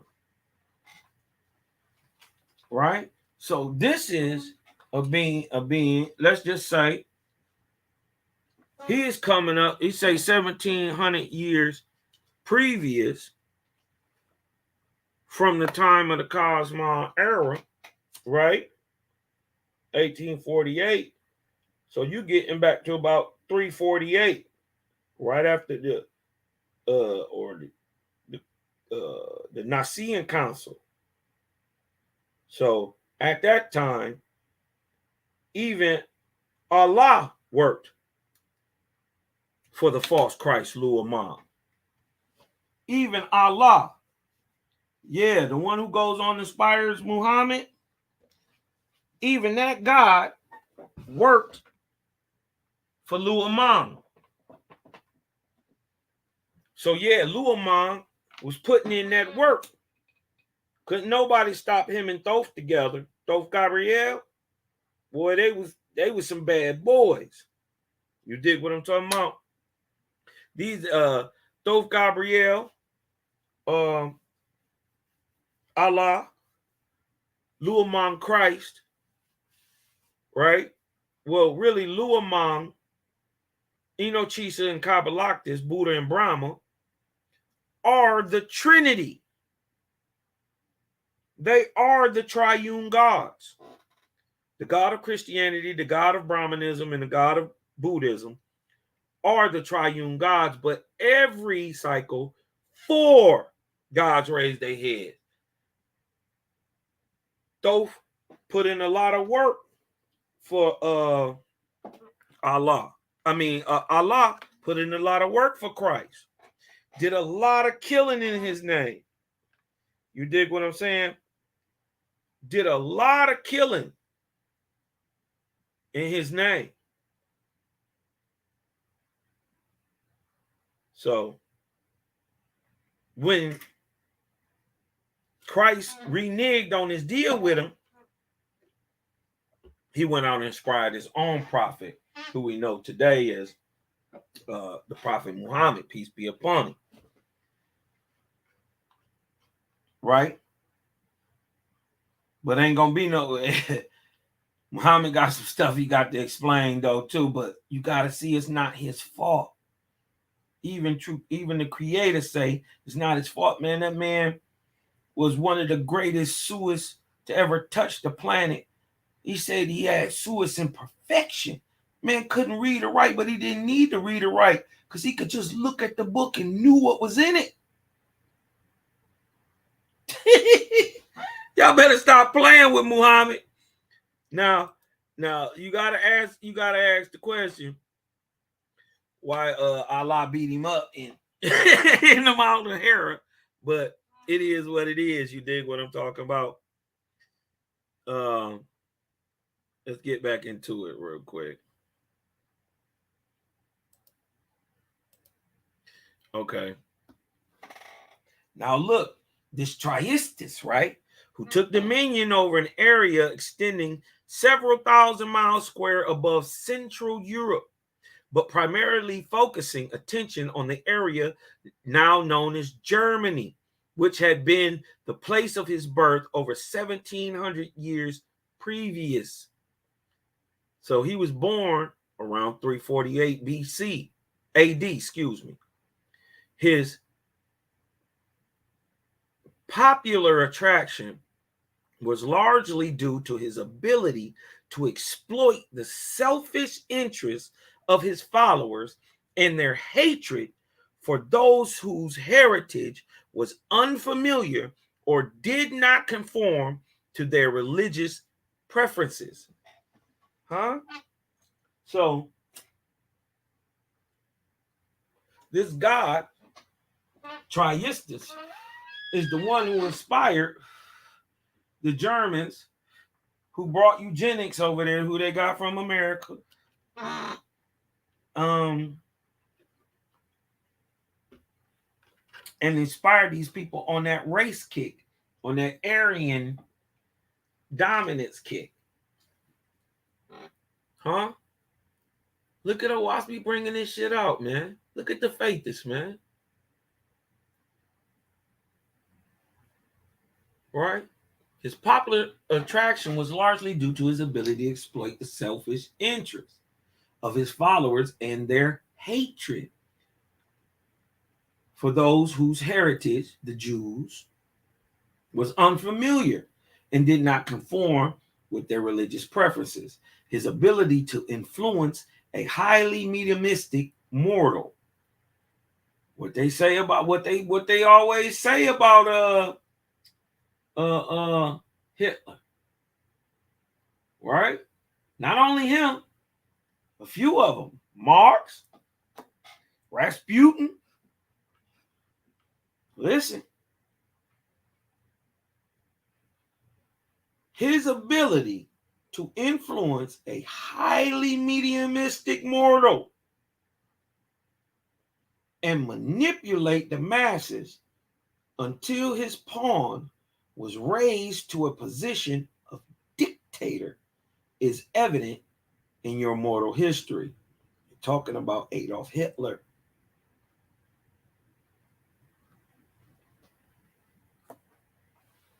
Adolf was talking about this Aryan race. Who was influencing him? Triistis.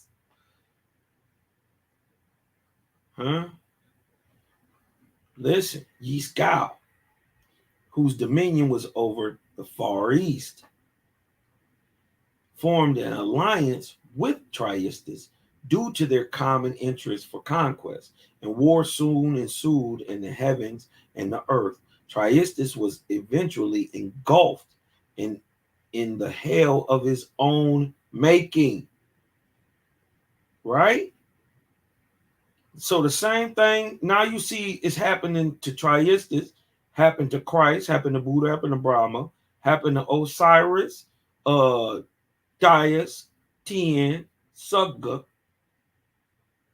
You see what happens, the regular revelation, the same things happens and befalls the false gods because they doing the same thing.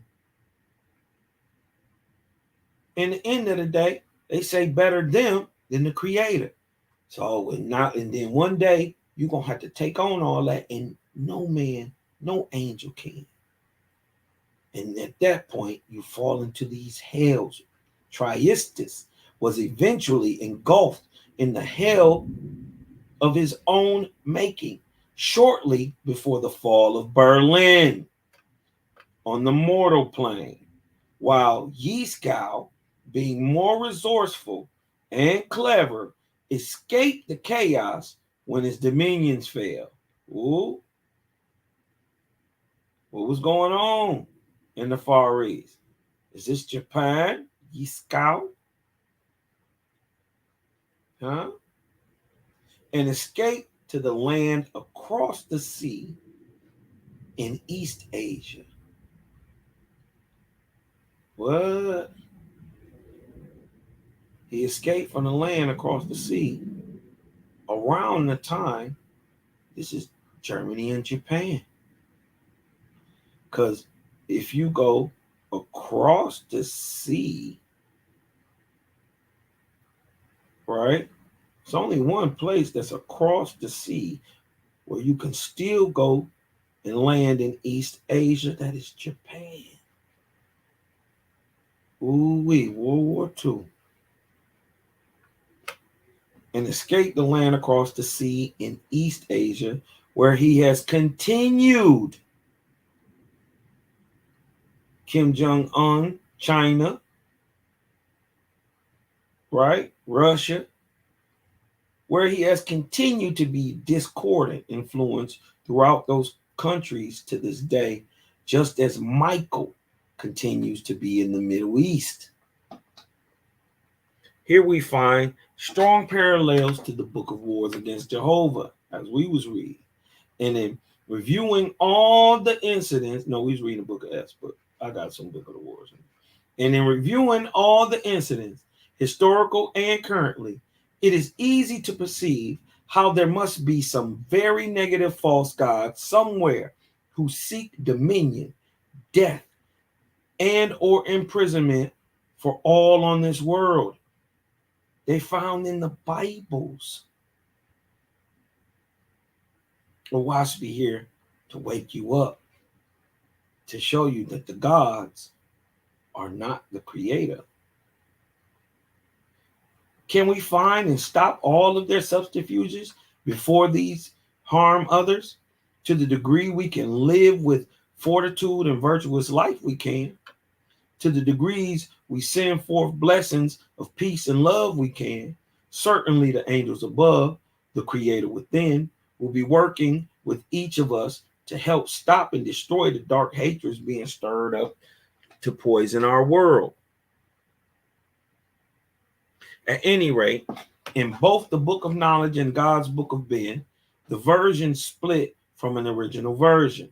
Call it the Book of the Nine Entities. I got a book with all three of them in it.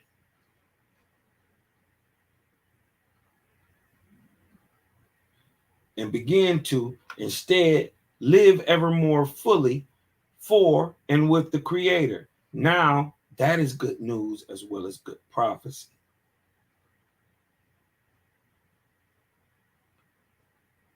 What? Wait a minute. I skipped the part. My bad. In both the prophecies is that earth will clear out its false gods and begin to instead live ever more fully for and with the Creator. Now that is good news as well as good prophecy. Yet in both versions, there is an emphasis on worldwide death, black smoke as in burning cities and pandemics, bloody violence, and the rising of demonic unto earth. These passages impress the reader with the overall theme being that earth is going to be hell on earth for a time as the vast destruction being symbolized here takes place. First, there is the description of the darkness, which is literally evil spirits of darkness rising, the atmosphere of hell arising to bring war, mob anarchy, and the destruction of civilization by inspiring mortals to do just that. This is God's Book of Ben 8 and 9. Then rose the clouds of darkness higher and higher, the poisonous smells and damnable tricks of Hara belched forth in blackness terrible. The spirits of those slain in war, delirious. Look at the spirits of those slain in war, and your God commands you to utterly slay Amalek, to slay the men, the women, the children, and even the sucklings. Slay the beasts too. But your God don't tell you about what happens and what happens to the spirits of war and people who die in these conditions. But he commanding you to kill. Why don't he kill? If he the creator of all, why don't you just take the life out of it? Why do I gotta go sully myself up?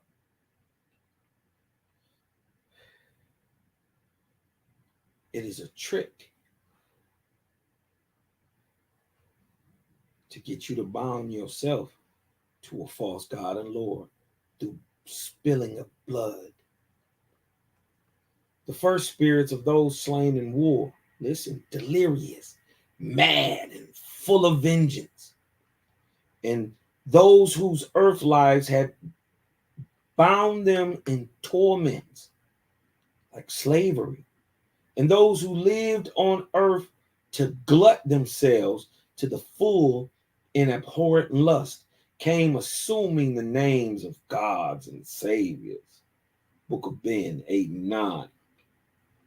And look, then rose the cloud of darkness higher and higher, and the poisonous smell of damnable tricks of Hades belched forth in blackness terrible. The spirits of those slain in war, delirious, mad, and full of vengeance, and those whose earth lives had bound them in torments, and those who lived on earth to glut themselves to the full in abhorrent lust, came assuming the names of gods and saviors. Right? But look, it go further. And still the black giant rose, awful in gloom and blood-stained mantle, till the earth around became a solemn night before a battle of death, rattling bones and empty skulls with gnashing teeth, all strained with human gore, made hideous by the portentous omen, caused angels and men to stand appalled. Book of Knowledge 6:32, 33, and 35. Here are more horrific images being portrayed, especially of the monstrous beast itself. The satanic epicenter of hatred and murderous war has come forth to crush and devour all humanity.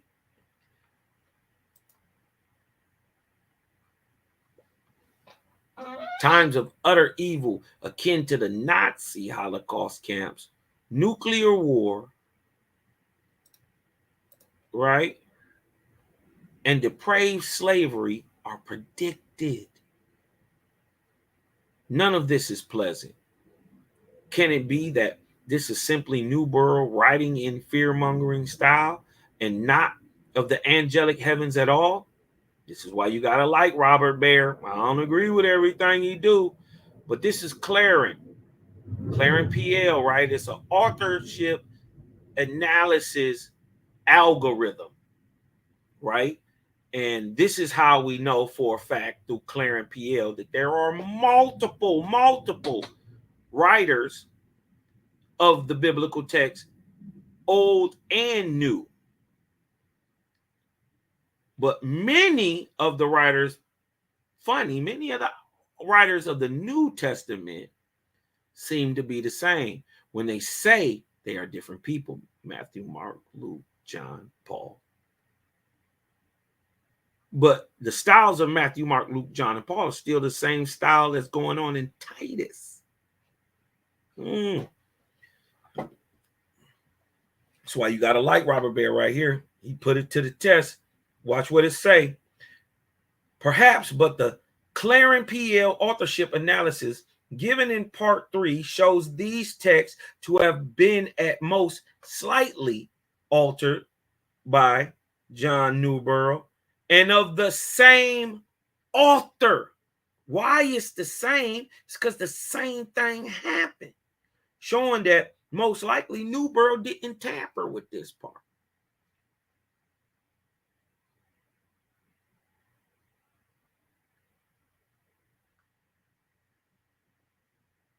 He said at most, but really it's just giving another explanation, a further explanation, because it's a whole extra another time.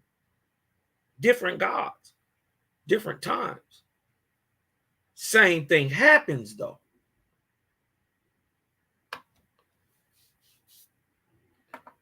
Okay. Watch this. Perhaps the Claren PL authorship analysis given in part 3 shows these texts to have been at most slightly altered by John Newborough and of the same authors.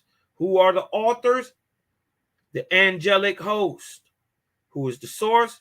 The creator. Who was the compiler? JBN. We learned that lesson 1.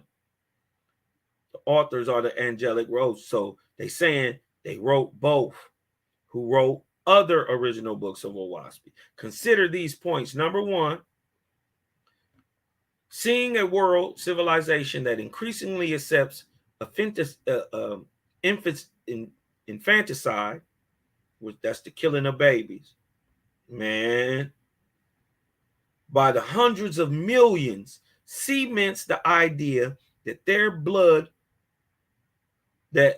will be blood for blood, not because our creator or the heavens is vengeful, but because of the prevalence throughout many societies to turn our back on creator.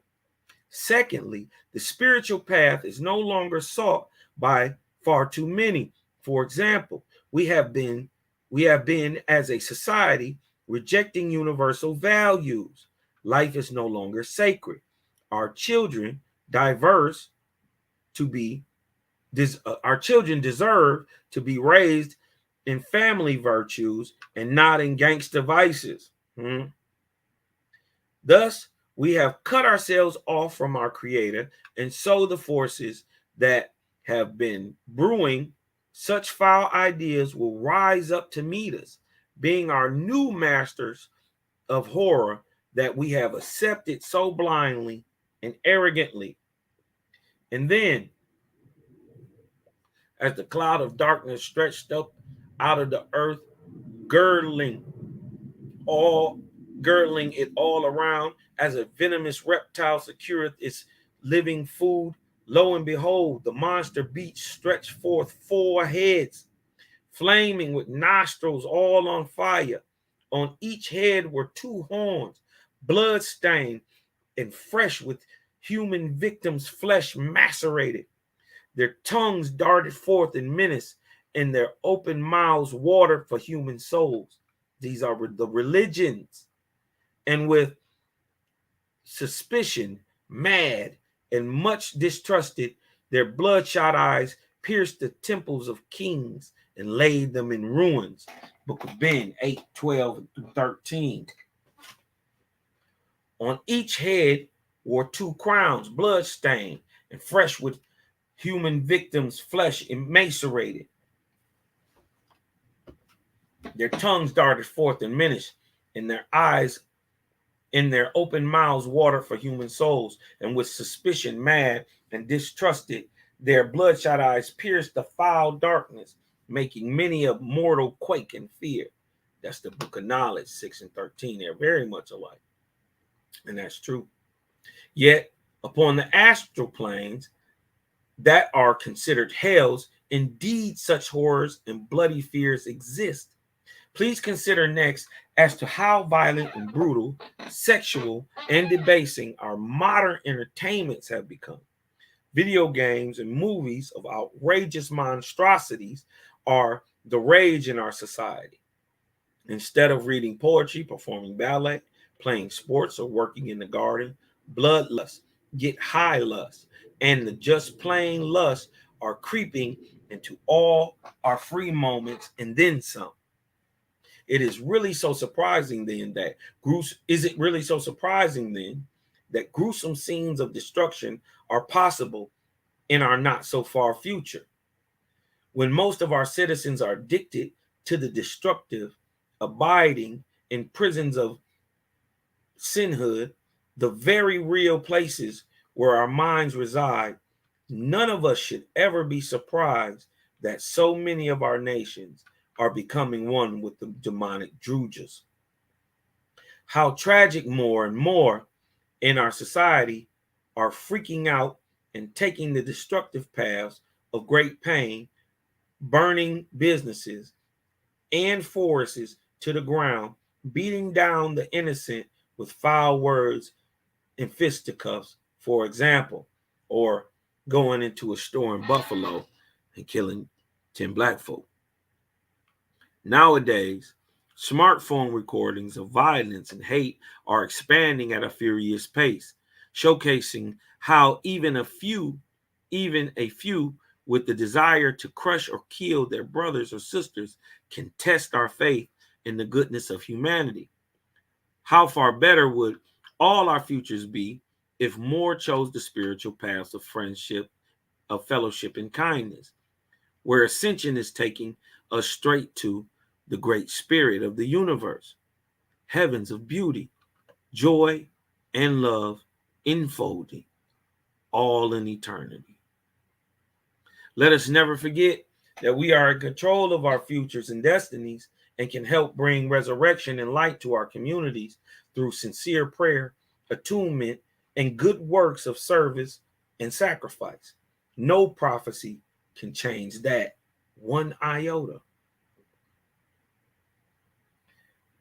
All right. This is part 7, the age of communities. By force and by might, ye shall hope to overcome the prince of devils, but ye shall fail. And in proportion as ye go down in corruption, even so shall the faithless go away into my kingdom. Jehovah's kingdom on earth 25:15-28. Spiritual paths have an end game, a contemplated result of following their path. The objective may be general, such as being one with the universe or world peace or personal salvation. For Oahspe, the aforementioned 3 objectives are communicated as real goals of the Oahspe path. Even more clearly stated are these 3. 1, to be able. Now, Oahspe tell you that it is the only practical guide and is here today to teach man to become a herbivorous man of peace. Why? So he can hear directly the Creator's voice and to be able to see his heavens in real time while you're living on the earth. Dope, right?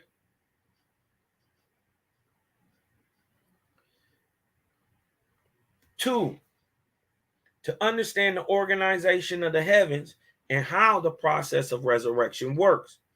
And 3, to establish new age communities where all spiritual values are unfolded. As has been described so far, Oahspe predicts that modern civilization is going to self-destruct because it has no spiritual path, not even a religious one, unless you consider Satanism and black magic to be that. Such cannot be the case, since the dark cults are certainly not a true spiritual path, for the reason these are selfish and bestial and are identified as the reasons why many modern societies are going to crash and burn. Absolute selfishness and hedonism destroy absolutely.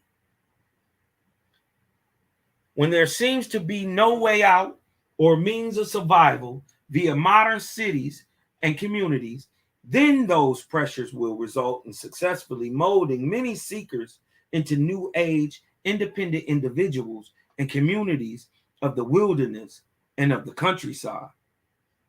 The Father, Mother, Creator's kingdom on earth, based on how the second resurrection heavens thrive, shall be established, shall be progress across, shall be established and shall progress across the globe. In some ways, Jehovah's kingdom on earth has already begun with the Quakers, Shakers, the Amish, and still others which have lasted for decades. Details on these new age groups, and dozens more are given in part 5 of this book. These are the groups which have separated as much as possible from regular society, living independently in the countryside where natural environments are pristine and lovely as far as the eye can see. Their communities were or still are commercially viable as they grow their own food, produce their own goods, and live in exceptional harmony, and also have a mafia. So don't let them fool you. They do murder up there too. Do a lot of killing. Don't let the smooth taste fool you. We know about the Amish. And even though the New Age communities of the 1800s numbered well over 1,000, most likely there will be many times more than that over the coming decades. This will be due to the steady deterioration of our high-tech societies due to war, anarchy, and corruption. The 1800s communes had valuable expertise with farming and with carpentry from our American traditional past, helping them meet their basic survival needs. Such old-time skills will still be crucially needed for the Jehovah's Kingdom on Earth communities as our cities fall. Additionally, the new modern technologies of today involving clean, renewable energy production, such as solar, wind, and water power, will be of great import and convenience, such as by providing the fuel required for cooking, warmth, and manufacturing.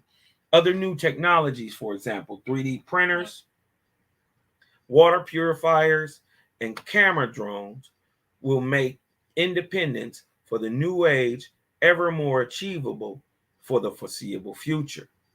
Facts. Please keep in mind that Jehovah's Kingdom on Earth communes will exist because those who found them do indeed have a spiritual path. It may be Christian, it may be purely New Age, or it may be Oahspe based. What is certain is that such communities will value hard work and good works where the fruit of one's labor are promoted, while materiality, selfishness, and sloth of modern society are rejected. It should be kept in mind that all these new communities, even where they are aligned with Christianity and the Bible, are nevertheless aligned with the Creator Almighty. Him that ye worship under diverse names, placing him afar off, I do declare, wait a minute, him that ye worship under diverse names, placing him afar off, I declare unto you his actual presence, and accord to you much praise and thanks wherein ye worship in truth, fulfilling his commandments, acknowledging there is but one God, Jehovah, whether ye say Brahma, Brahma, or Buddha, Buddha, or Christ, Christ, or Allah, Allah, or Yahweh, doing so in reverence to the Almighty, our Creator, practicing good works with all your wisdom and strength. Therein do I proclaim your good deeds in heaven. For all of these are the Father's buildings, to bring his children into ultimate resurrection for joy and glory within his kingdoms. The book of Oahspe 1:3-5. Therefore, those who are the chosen have chosen the Creator themselves as the all highest in their life. Such faithists may not even ever have heard of Oahspe, or may be of any religious background. The founders of Jehovah's kingdom on earth will be very diverse in many ways, but what makes one a true faithist is being dedicated to the Creator and towards working for the good of the Creator's children, each and every one, everywhere. His chosen go out away from the flesh pots of the past, and they have neither kings nor emperors, only the Almighty. Into the wilderness they go forth, persecuted and beset on all sides by the followers of the mythical gods. Book of Ben 9:12-17. Except as a matter of performing rescue missions. Well, first of all, hold on, before we go any further, you dig what I'm talking about? To lift these Bibles, what is it saying? It will take a lot of work, but Oahspe is capable. But you remember Keon Cooper, the God Luamong, aka the false Christ, is working against his own interest now. You dig what I'm talking about? He's working against his own interest these days. He got to give dudes like me and C-La some of that power, some of that. You dig what I'm talking about? Nah, you're right. Because he needs some real dudes that can tear this thing down. It's going to stand up in it. When the fire get hot, we not running. We going to get people out the building. Huh? Yeah. He got to give us a little of that juice too. Now, except as a matter of fact of performing rescue missions, as time goes on, the old cities and the new wilderness communes will separate more and more, and their fortunes will be going in opposite directions more and more. Look at your cities. The failures and the dangers of the cities will continually encourage the wisest to leave the cities for these communities. And now, the fame of Shalom and her people were spread abroad, and lo and behold, colonies were springing up in the east, west, north, and south. Hundreds of forest places and unoccupied lands were purchased. What y'all waiting on? And put under cultivation. The wisest and best people began to depart out of the cities of fools. Jehovah's kingdom on earth, 23:1-11. And some of the rich gathered up their means, calling, "Come, O all ye poor and helpless, behold, I have purchased land, come hither and build a colony unto the Creator." That's the kingdom, 23:14. So, colonies of faithists in Jehovah spread in every direction, becoming the chief foundation of the state and of the world. The book of Jehovah's kingdom on earth, 23:17. This is all very encouraging, and it makes good logical sense that the citizens of the cities would realize that the breakdown in society meant the time of a new exodus had come. The best and brightest and most spiritual would decide to leave first, Likewise, the more these communities manage to complete a successful beginning, the more the multitude would in turn try to achieve the same upon another open, natural, and free land. One other important resource that would help a New Age community to survive would be the blessings and assistance they will receive from the angelic heavens. First of all, the angels are servants of the Creator, including God. Listen, servants towards all creations of the Creator. The resurrection of all persons is therefore their primary goal as consecrated higher heavens angels. Striving to assist the resurrection of persons growing up and abiding in major cities has always been very challenging and problematic. This is the case since cities are not places where the natural beauty and inspirational truths of the Creator are easily enjoyed. Instead, access to every vice is far easier to enjoy: drugs, sex, violence, and horrors. It would naturally follow then that the angels would see Jehovah's kingdom on earth communities as much better locations to lead mortals unto the ascendant spiritual paths. In the countryside, there would be cleaner soil to till, so to speak, and cleaner atmosphere to breathe in, and less drudging impingements. Go ye unto those that serve me in the practice of my kingdom, for they shall become the chief people in all the world. Listen, faithists, they shall rejoice and prosper in all things. They shall sing songs of gladness. Their sons and daughters shall be an honor unto them and a glory in my household. What? Because they seek to serve me by practicing good works with all their wisdom and strength. Book of the Kingdom 24:66-73.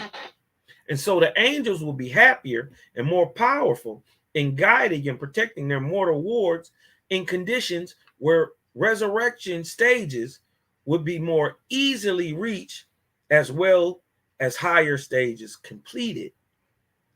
Speaking of resurrection, we come now to the hard yet wonderful truths that Oahspe has brought to our world.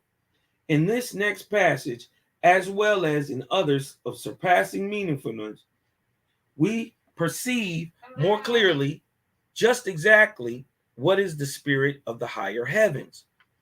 While these words are powerful, clear, and framed with precise focus on the highest spiritual objectives, so many readers of the Oahspe gloss over such invocations to sacrifice in service to their communities, preferring instead to take the lazy, selfish, and detrimental cult approach.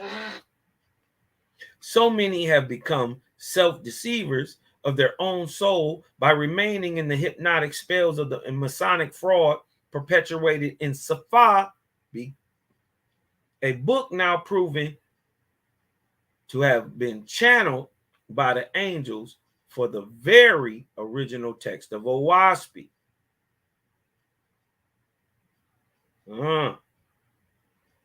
Now behold, I take that with a grain of salt too, because Safa is going to open up many of the understandings of the old text. And we're going to be able to look backwards even further, finding these old languages. So what Robert Baer is really upset about, and he's right to an extent, is that Safa comes with a cover page, like a warning page. Basically, if you call on the old, what you gonna get? You gonna get the old. So you don't want Baal. You don't want Ashtaroth. You don't want Osiris, Anu, Hassad, Darius, and Tn. This is not who you really want to be calling on. And every time you say El Adonai, you saying Baal. Every time you say Yahweh, you saying Ashtaroth. Let that sink in. The first God of your Bible in the beginning is the false god of Sumer, Anu Hassad. Your books were completely written by Egyptians. Fayan, Hazed, and Durim. We know who wrote them. We know who the pen of the lion scribe is. This is the level of information being brought out by Oahspe. Who are the lion scribes? That's only brought out in Oahspe. Right? Now behold, I come in this era not only to declare to you that the time of preaching is at an end, save wherein it is practiced in deed, as it is spoken in word, but also to prophesy to you that many of you will give up your calling, give up your preaching, give up all that pastor and realm to preach no more. And your temples and churches and meeting houses shall be turned into consultation chambers to find remedies against poverty, crime, and debauchery. And the congregations shall be enrolled. And at the meetings, they shall be inquired after to see if they are in need. Your churches don't do this now. We can show this is prophecy. And they shall have volunteers who shall go about seeking out the helpless and distressed, so that instead of the congregations sitting to hear your sermons, they shall come as workers for the Creator's children in this new religion which I give unto you. And moreover, let it be a prophecy to you of the words of your God. For there is no such congregation this day, in all the world. And yet, ere this generation pass away, this shall be proven before you. What generation is he talking about?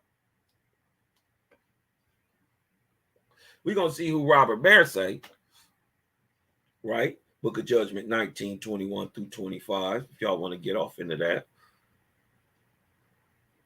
But look, and he said, ere this generation pass away, this shall be proven before you. We see today, we still don't even have this. So what generation is he talking about that won't pass away before this comes about? I say this is the very first generation of the Cosmonian children. At one time, I had mistakenly thought, this is Robert Bear, well up to this very moment, that no congregation had within a generation of writing of Oahspe gone forth to labor with the poor and destitute. He was wrong. He wrong right there if that's what he thought. But we know today in 2022, this is not really done. Yet, now I see that many workers for the poor emerged about this time in the slums to help the helpless. True faith is heroes who began great works to assist and uplift the poor include the following as great and holy prophets of old, considering the following angelic mortals. This is not what he's talking about. This generation pass away. What generation? From 1881 to 1915, 1914.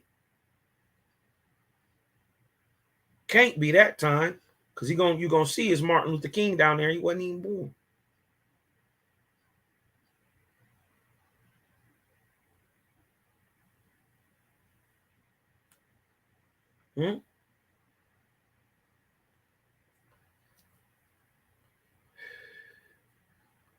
So why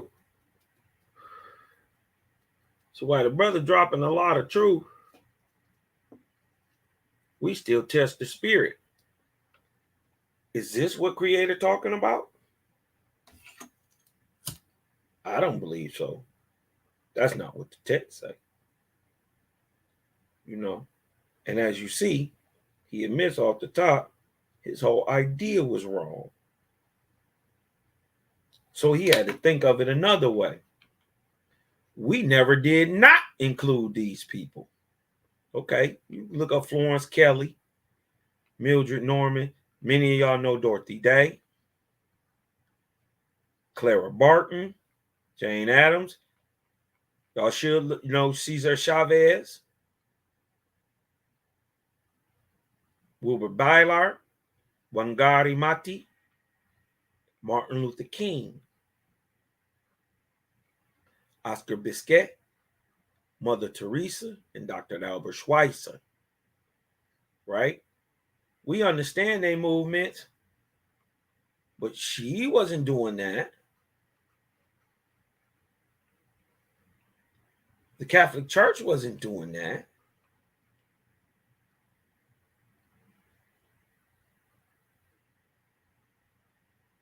So, while they were feeding hungry, and all of them did that, and many more people did this, they said in the churches, and before this generation pass away, you're going to see it. Well, we haven't seen it. So what generation is they talking about? They're talking about the first generation of Cosmon children, 1948 to 1981. Funny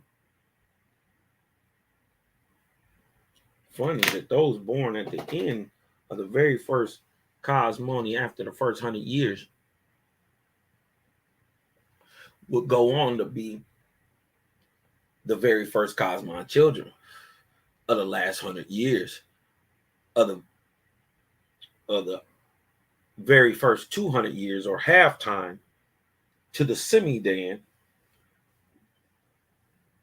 of the Ark of Cosmon in harvest time, 2048. It is those children, those from 1948 to 1981, from 81 to 2014, from 2014 to 2047. But it is the very first. Look what Oahspe say.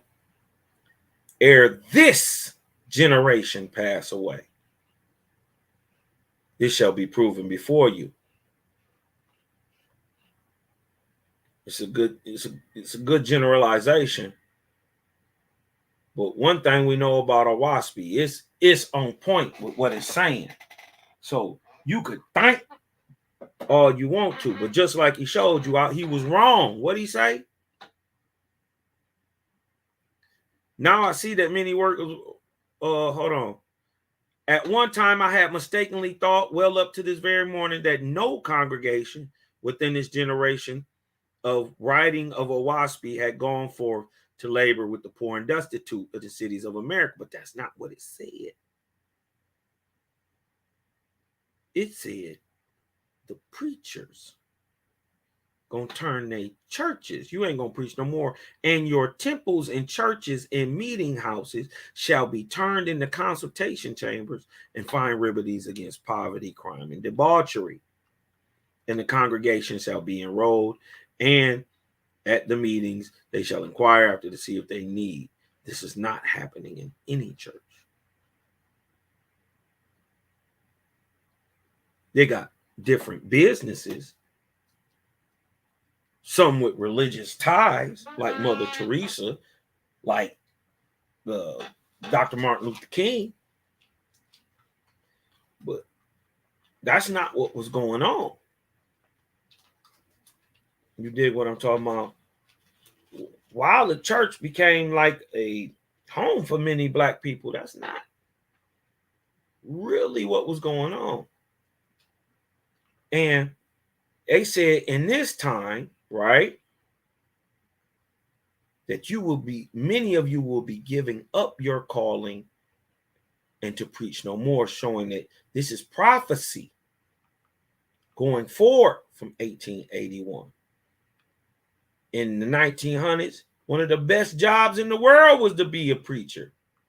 Late 1800s, early 1900s. Being a Bible thumping pastor soft shoe, boy, they was making some money. They really making money now. So don't let it fool you. But let me see. Let's go see. Now I see that many workers for the poor emerged about this time in the slums to help the helpless. True faith is heroes who began great works, true, to assist and uplift the poor include the following: as great and holy as the prophets of old, consider the following angelic mortals. My dog, Cesar Chavez, he's a G. If y'all don't know about Wangari Mayati, look her up. Martin Luther King, Mother Teresa, many of us heard about her. Check out Dr. Albert Schweitzer too. Here are 12 who have labored for the poor and sick with all their heart, spirit, mind, and soul. And if you do not know them, research their amazing stories as soon as possible. Certainly, there are other angelic workers of the same marvelous essence, of whom virtually none in the world know of. You can be sure the Creator in the heavens know them well. For achievers of good work in concert with thousands of other living saints, creating organizations that continue to this day and helping uplift hundreds of thousands in the depths of poverty, like Red Cross, steal the money and actually help transport children out of Haiti. Remember, they got caught. Be careful who you give your money to. Be careful who you associate with.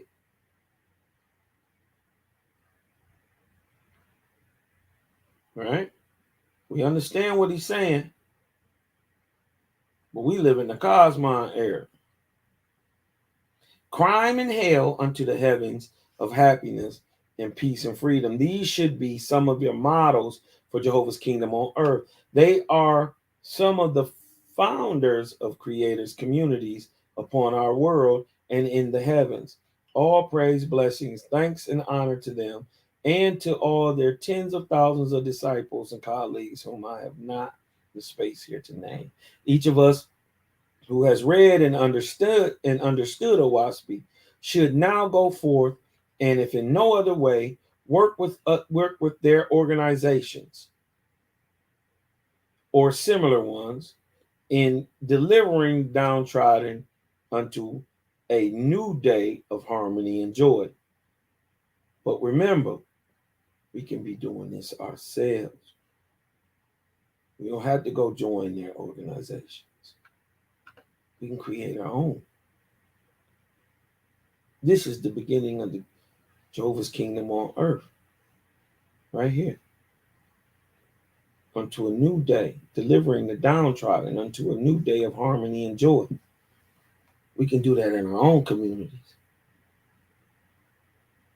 It is true, these wonderful persons did not all establish localized independent communities on earth. Yet they did establish organizations that work for those in need, those in poverty. And you can be sure second resurrection angels work beside and above them, inspiring and strengthening them in their devotions, correct?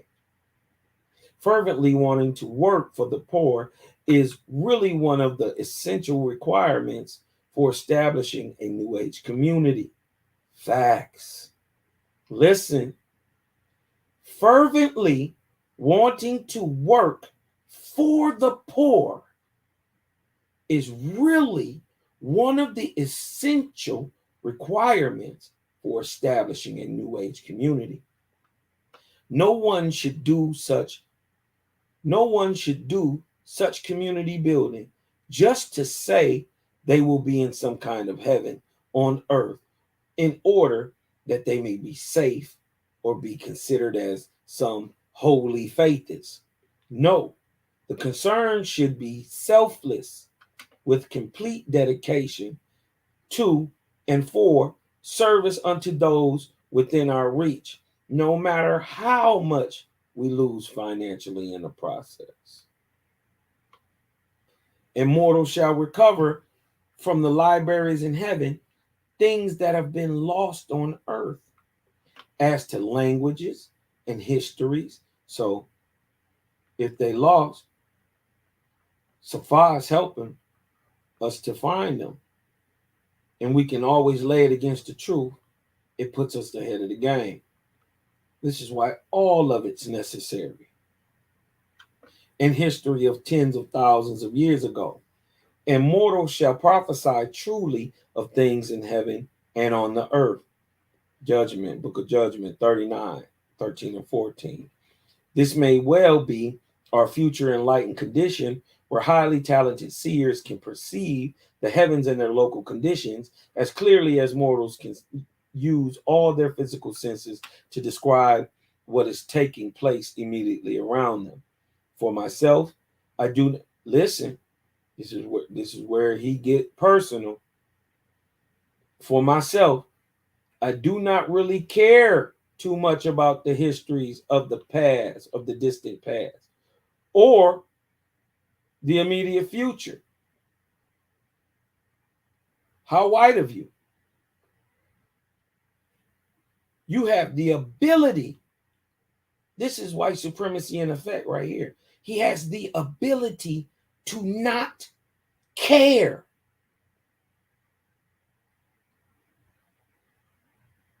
How could you write in understanding that histories of the past directly affect history of the future?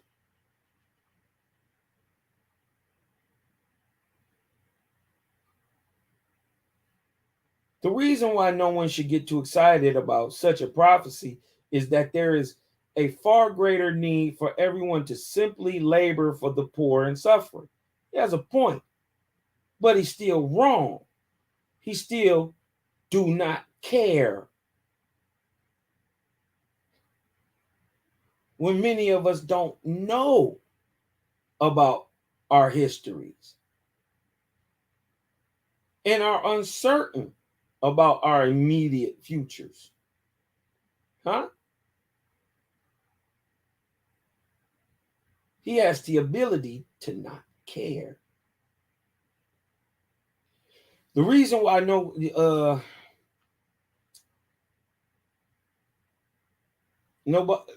to get too excited about such a prophecy is that there is far greater need for everyone to simply labor for the poor and suffering.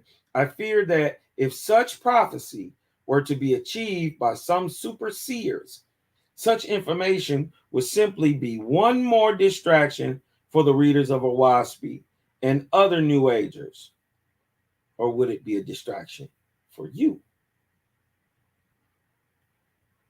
It could be just one more excuse for the multitude to not perform a good work. Or it could be what pushes them towards a good work. Remember, this is his feelings. It's not a Oahspe right here. But we into it. All our focus would be about how amazing it would be to have such talents. All our focus would be upon fervently studying such information, as if doing such would grant us salvation. Well, we have different faiths with different talents. Some of their talents are directly languages.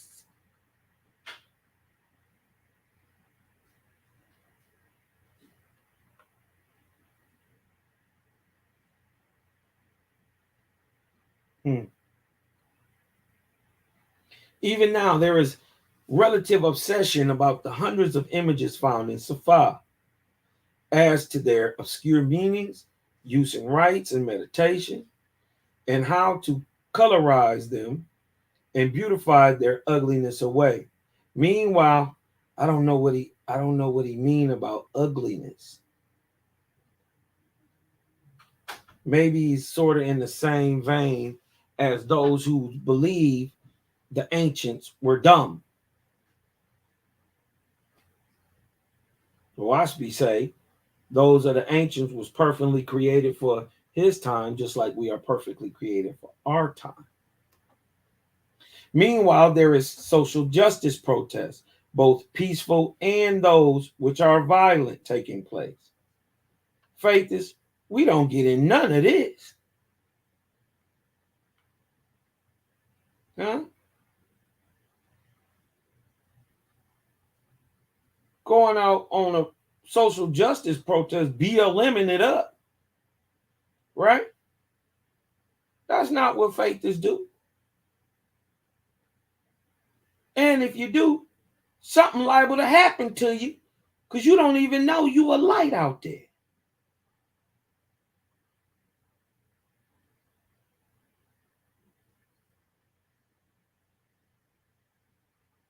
You let that crooked system be broke, and we go create our own. The world is on fire, and we sit in our rooms pondering peculiarities of the tablet of Benin. No. If the world is on fire, right, you sat down and wrote this book. You made sure to get your feelings out about it. Why wouldn't we? Don't never let nobody. This is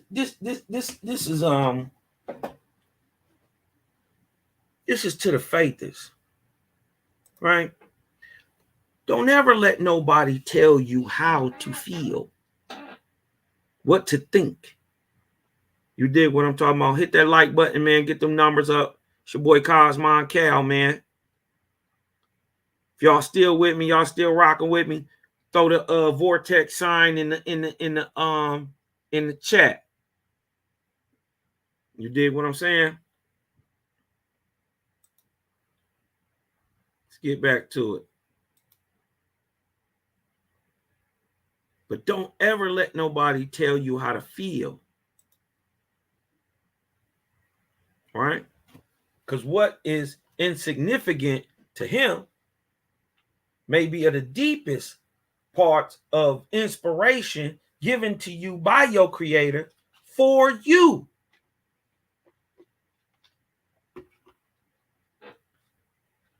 Well, I'm glad I got me an edition with Safa in it. You dig what I'm talking about? Because it actually does help.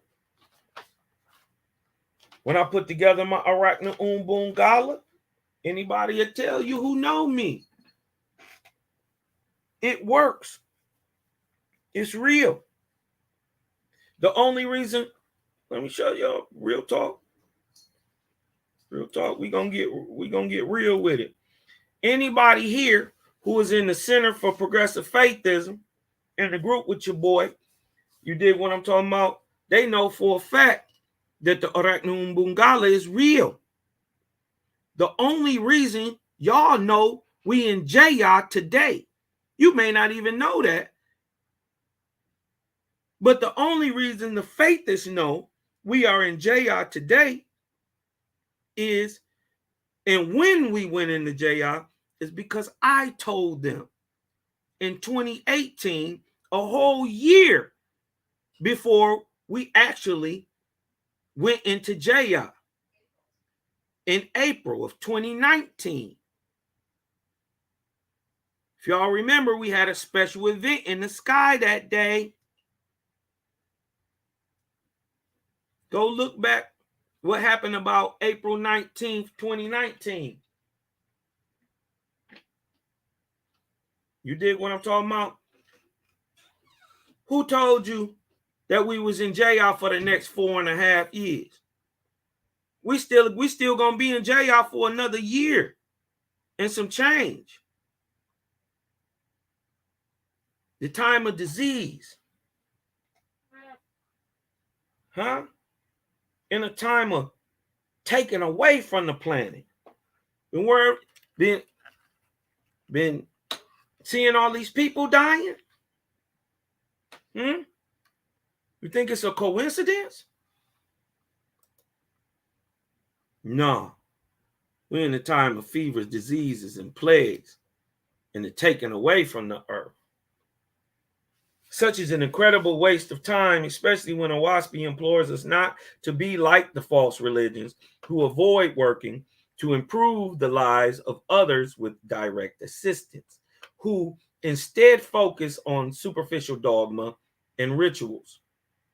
Does anyone ever stop to think about what the pro-service aspects in Oahspe actually mean? You now listen, listen, because y'all may have heard these places and people. But look, I can't go look for yourself. You would think not. Listen to what he says. Does anyone ever stop to think about the pro-service aspects in Oahspe, in Oahspe, what they actually mean? He said, you would think not. Many do by the look of things you would think not many do by the look of things in the universal faiths of Cosmon. This is in the UK, the universal faiths of Cosmon and the Cosmon Church. This is on the East Coast. This is the brother Tony. I'll hold my reservation on all of it.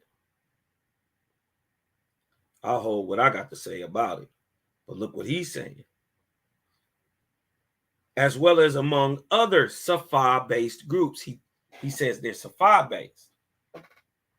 It is high time we all unite in achieving good volunteer works and in improving lives. This is a very difficult challenge, but we can never succeed if we never start. And many shall attain adeptism, and in spirit go out of their mortal bodies and appear 100 miles away, and there make themselves known, and they will return again to their mortal bodies unharmed. This is the book of Judgment 39 and 15. Yes, there are individuals who could do this since the dawn of time, and there are still those who can do such miraculous actions even today. Facts.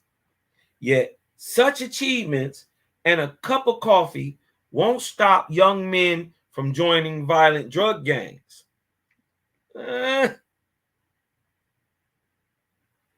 real miracles we should be pursuing are how to build local communities rich in spirituality and self-sufficiency. But he not getting to the source of who supplies these violent drug gangs? Who brings it into the United States? The American government, them yo people. The good work would be to try to get them to stop.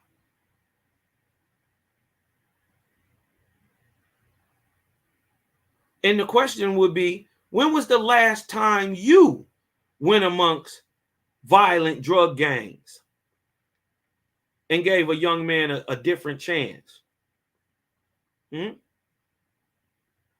Has he worked with the violent people from violent drug gangs? I have.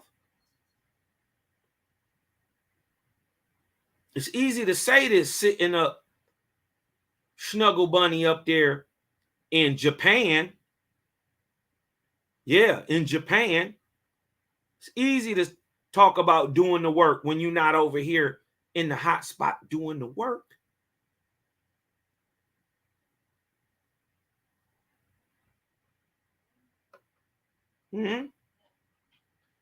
All these and even greater things shall my angels teach them. Flatter not thyself, O man, that these things can come in ooze, or that they can come suddenly. They can neither come to Uzians, the world's people, nor can they come suddenly. It is not the work of thy God in this cycle to raise up any man to become worshipful because of such miracles. It is my work to show man how he shall attain to these things himself. Book of Judgment 39:16-18. Being able to achieve miracles of the Spirit is not a bad thing necessarily. However, it is not the end we should be striving to realize. Correct. Our goals are much higher, where we should teach the New Age children of the world how to labor successfully for the good of all. Correct, Robert Bear? For this reason, I come not in this day to call sinners to repentance, nor to gather up the lost sheep of Israel. I come now to the wise and pure who have fulfilled the former commandments. I come to give them a new lesson, which is to show them how to build the Father's kingdom on earth. I come to raise up a new people in the world, greater than have ever been. Those that I sent have cleared away the old edifice. I come not as a destroyer. I come as a builder. Book of Judgment 39:19-23.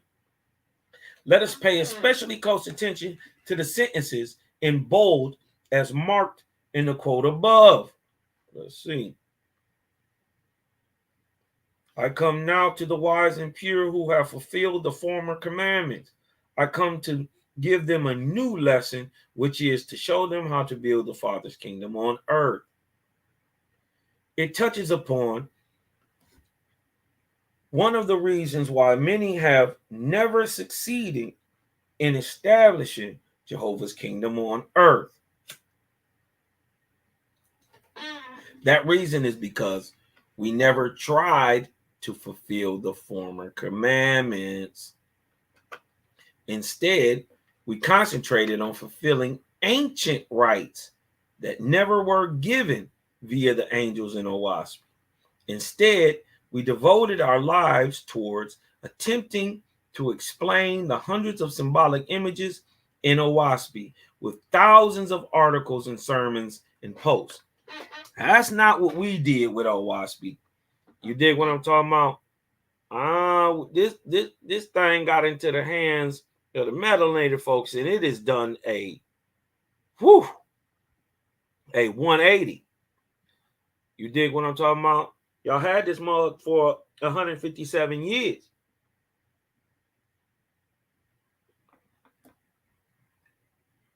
Head start.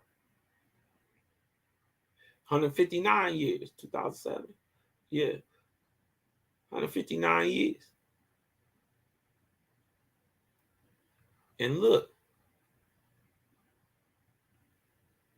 that reason is because they have never succeeded in establishing Jehovah's kingdom on earth. Why? The reason is because we never tried to fulfill the former commandments.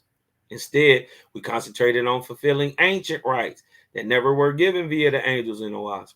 Instead, we devoted our lives towards attempting to explain hundreds of some symbolic images with Oahspe and thousands of articles and sermons and posts. He got a real problem with Safa. Instead, we never attempted to uplift the poor, but rather, at best, just talk about it. And even now, few are there who are willing to sacrifice their time and money for the betterment of the lives of others. Let others try, never myself. Nevertheless, the perils and societal disasters of the impending collapse of civilization, at least locally in various specific cities and municipalities, will spur on many new agers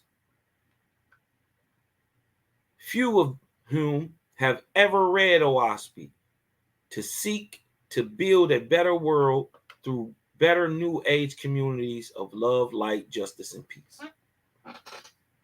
So the fundamental conclusion is that there will be established Jehovah's kingdom on earth, because many will see no other possibility by which their lives as mortals can continue.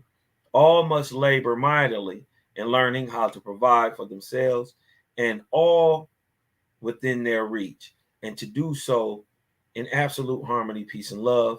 Only the alternative, the only other alternative is annihilation.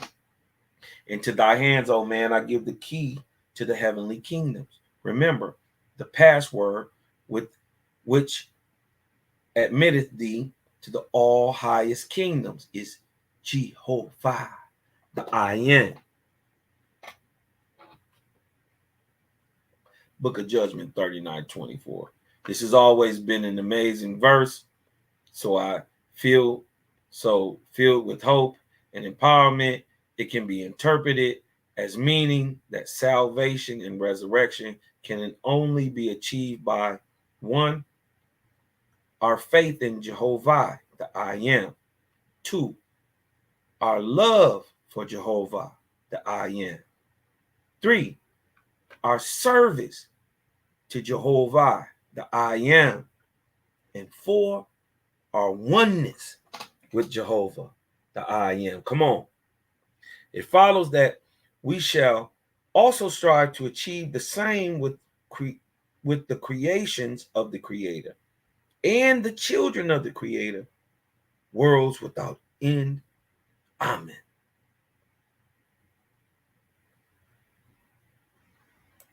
Dope. It was a good read.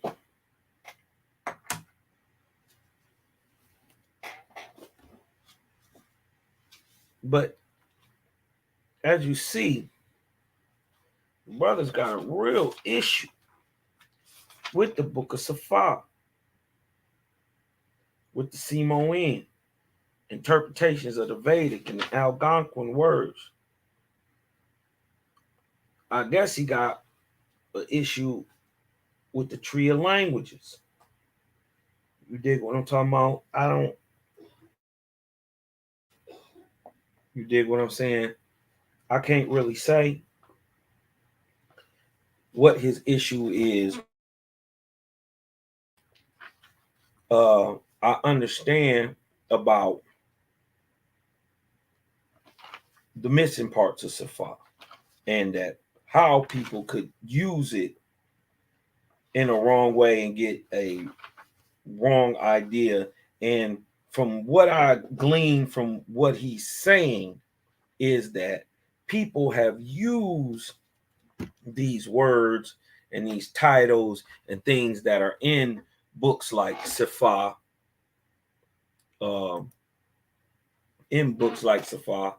to kind of twist the overall idea of really what's going on in Oahspe. So he mentions places like the Universal Faiths of Cosmon over there in the UK and in other groups. You dig what I'm talking about? Especially one I know he had some real issues with at one time. The Seventh Era Faithists. I don't know what his issue with them was. I don't know. That's really between them. And but he was saying things like, you dig what I'm saying, when many of these groups use like terms like sea chief and priest, and that's not Oahspe. You dig what I'm talking about? When in fact he has a point. I see what he's saying, because I even met an Oahspe group, some guys that was trying to get me into what was going on with them, and they had supposedly channeled a whole new Oahspe through the angelic being Mithra. Well, we see twice where Mithra was messed up in Oahspe. He could have been redeemed, but I haven't been able to get my hands on that version of Oahspe, but we're going to make that happen and see if there were any changes or what was brought out. I also see that what may be the major issue with him is that with the book of Sapphira, excuse me, is that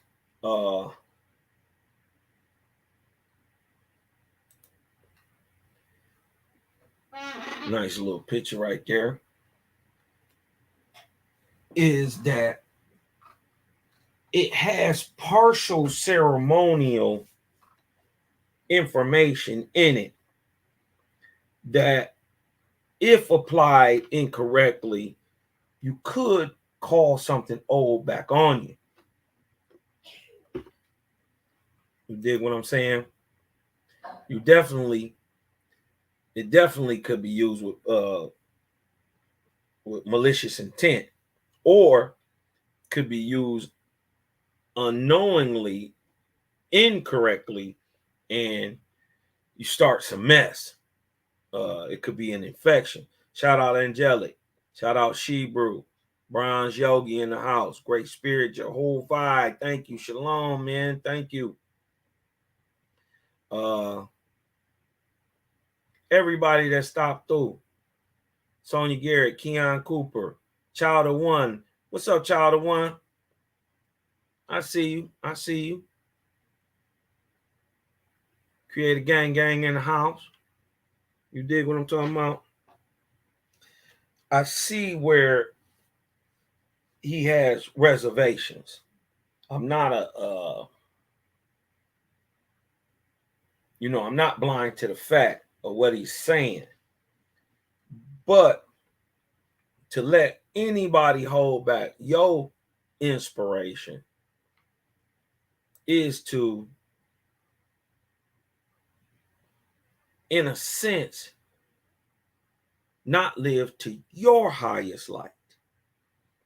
If you are good in languages, why wouldn't you delve off into Sapphira? It's going to open up the whole thing without even ever having to deal with the rituals, the ceremonies. These are languages so old, many of them are only going to be found on old parchment, in caves, pictographic style, wedge cuneiform style. Shout out to Shine. What's up, gang? Gang. Create a gang in the house. You dig what I'm saying? So, wow, the brother did come with a great read, man. When he brought out what was going on, or what could possibly be going on with the people in the hoods today, inspired by the oppressor and those inspired by the slaves who died in that state of ignorance. You know what I mean? Hatred and maliciousness. It shows what the condition of the spirit is, but also it shows how you must recompense for it, and that the spirit itself can have vengeance and take vengeance upon you. This is real. Only Oahspe is given this level of light today. This is why we say, if for nothing else, just read it. We're not asking you to believe nothing. Oahspe say don't believe nothing. If it come out of a book, it's secondhand inspiration. But how could he talk to you about geometry and you've never been taught geometry? How could he talk to you about geology if you never studied geology? He wouldn't inspire you that way. But what if he inspired you to tongues? Well, then a book like Safar would come in very handy. So take everything a man say with a grain of salt. Everything.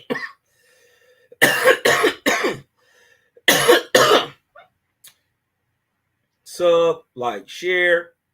You dig what I'm saying? This is Prophecies in Oahspe, lesson number 5. It's your boy Cosmon Cal, man. Went kind of fast today, man. We went through 3.5 hours very quick, man. Is there any, before we get offline, any questions anybody want to ask? Maybe we can get down to some, you dig what I'm saying? What's going on with y'all? Any questions?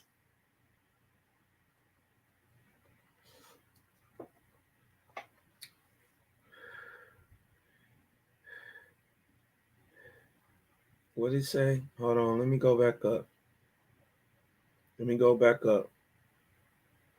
There is a place, what did she say? Where the fruit grows big and pretty, but nobody will eat the fruit. They know the history behind it. After the Civil War, that's in Georgia, sister. That is along the freeway right there. They know them peach trees down there is feeding off old black bodies. You right, they don't eat them. Correct, Shebrew. You dig what I'm talking about? After the Civil War, blacks were pushed behind some kind of wall and starved to death, shot to death. Many of them, not only just starved, died of many of them of dysentery and different diseases. And right along the highway, what is the major road down there? Is it Peachtree? I think it's I-95. But it's in Georgia, in Atlanta. Coming up out of there, man. It's crazy. Peace to the righteous God. Y'all so fit in the house. He say the Atchafalaya Bridge in Louisiana is man-made lake and bridge. The last few times I've been across that bridge, the spirits talk louder. Funny. My great-grandfather, Freeman Carter, is a Choctaw Indian.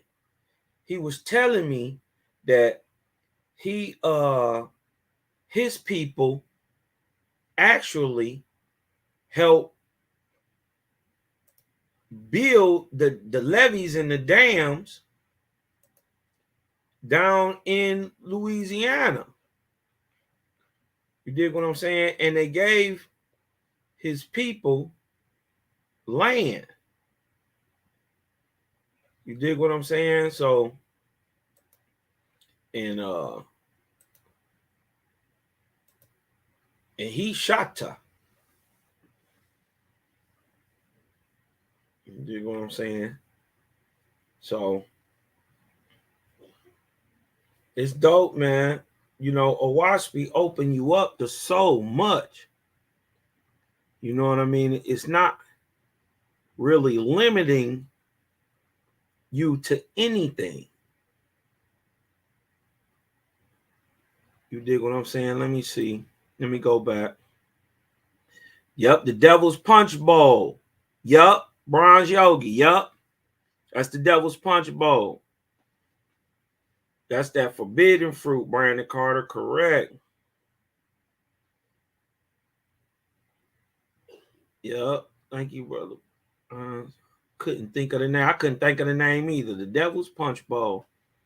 If you've ever crossed it and look, you can see the power lines running the length of the bridge. Not just Mississippi. Yo, a peace to the house of Oahspe. Peace to the house of the Creator. Shalom, Keon. House of the Creator, bro. Right. Shebrew be older, man. Shout out to the sisters, man. Y'all something else, man. Y'all sharp. That's one thing I can say. if the next generation of faithers is coming through y'all, ooh, world better watch out. Y'all might burn some flying kids around here. They gonna be bad, but they gonna be flying.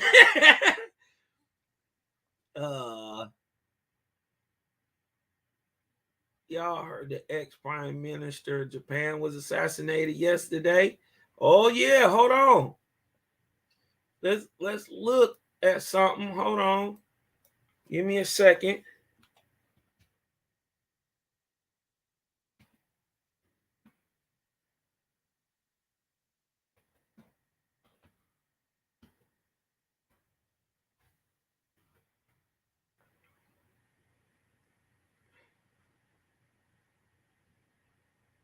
Okay.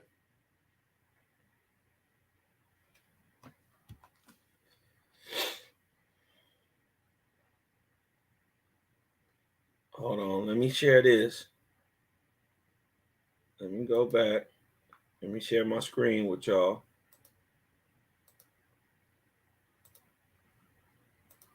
Let me share my screen with y'all real quick.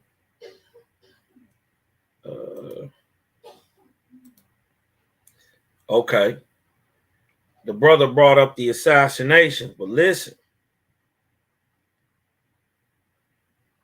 This is the creator speaking. Let's get into it. I know I'm a little long-winded, but I want to give you the whole full breakdown of what's going on with it, right? I created man at zero, but only for him. This is hold on. This is the Book of Suit.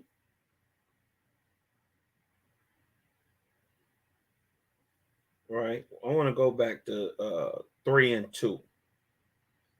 I created man at zero, but only for him to add to himself forever. This is how you approach the Godhead. I gave him liberty to add only that which perfects his own soul. For which reason, if he eats poison, it takes from his body, which I gave him. Here I made a boundary, both on earth and in heaven, which is to say, to the extent that man accumulates virtue, wisdom, patience, love, truth, and pure words, he is free, because in doing so, he follows me in my works, but he follows me in my works. Hold on, let me blow this up.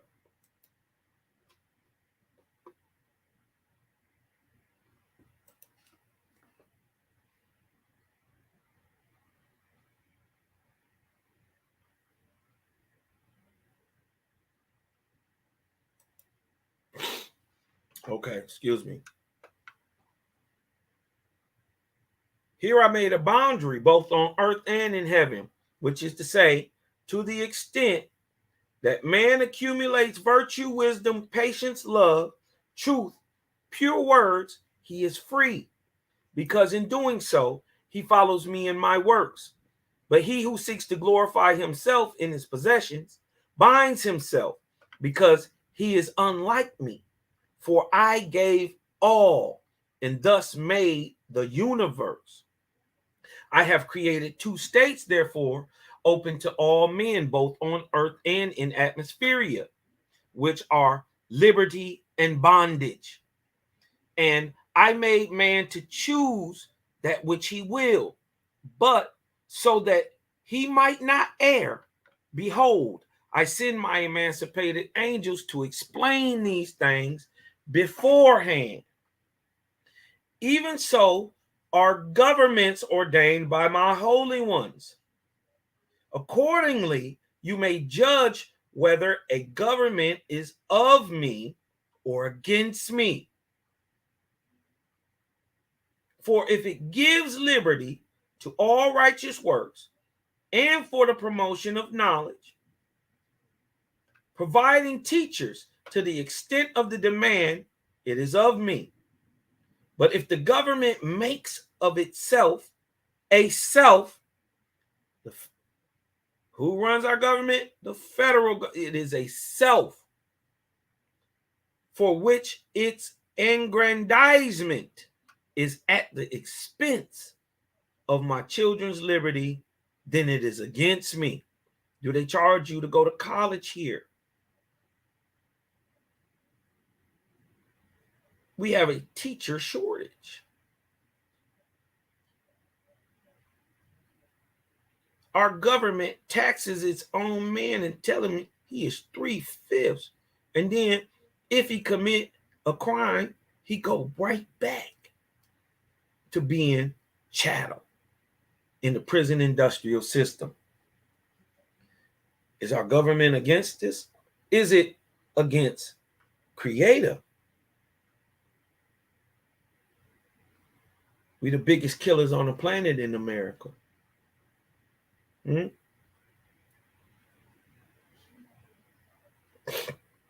Remember, it was the United States government that killed Malcolm and Martin.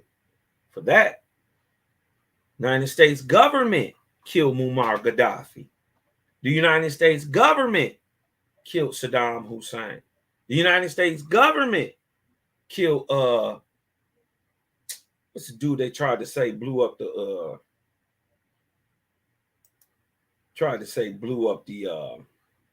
World Trade Center? Bin Laden,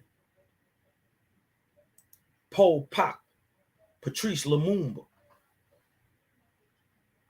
They tried to kill Fidel Castro a bunch of times. They finally got what's my man? They killed Che Guevara.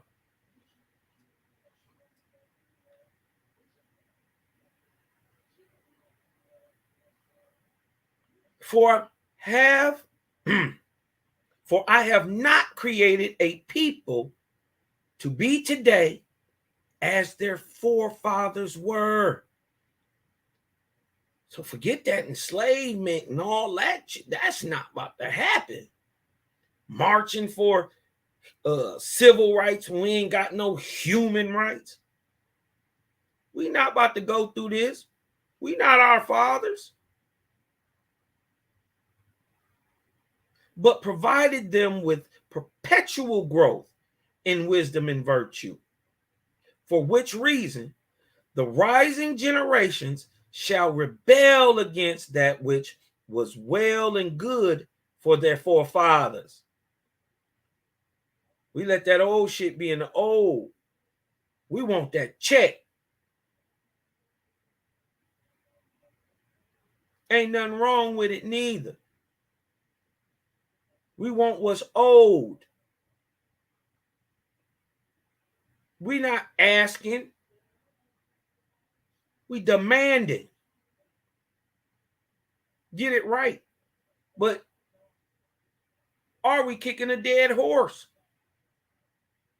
The rising generation shall rebel against that which was well and good for their forefathers. All my governments understand this, whether on earth or in heaven.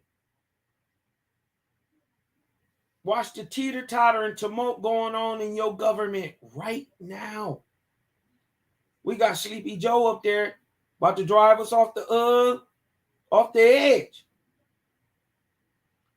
But listen, whatever government does not accept this rule shall go down to destruction.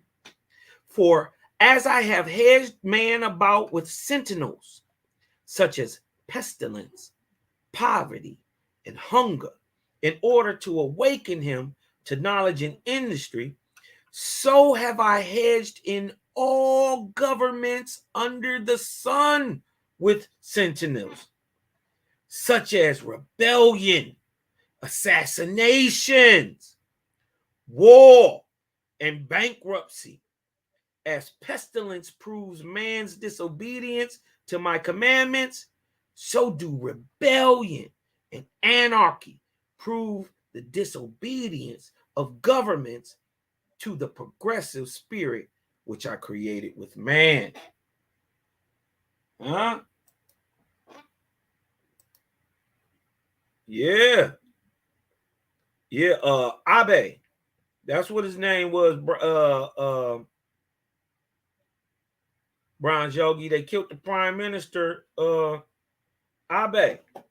Yup. Haitian President Haiti was assassinated. Saying, yup, got him too. And they said they came in DEA suits. That's deep. It's deep. You dig what I'm talking about? You believe coincidence you want to. Ain't no coincidence, Brown Yogi. Caribbean folks love you, Cosmo. Man, listen, man, I love y'all too. My 7th great grandma's from French Guyana.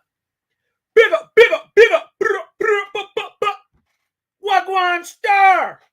You don't know down in Jamaica. Caribbean. St. Thomas, St. Lucia, St. Croix. Shout out to my Haitian brothers. Sapase. Huh? Shout out to my Mexican brothers. Ole! Viva la raza! Huh?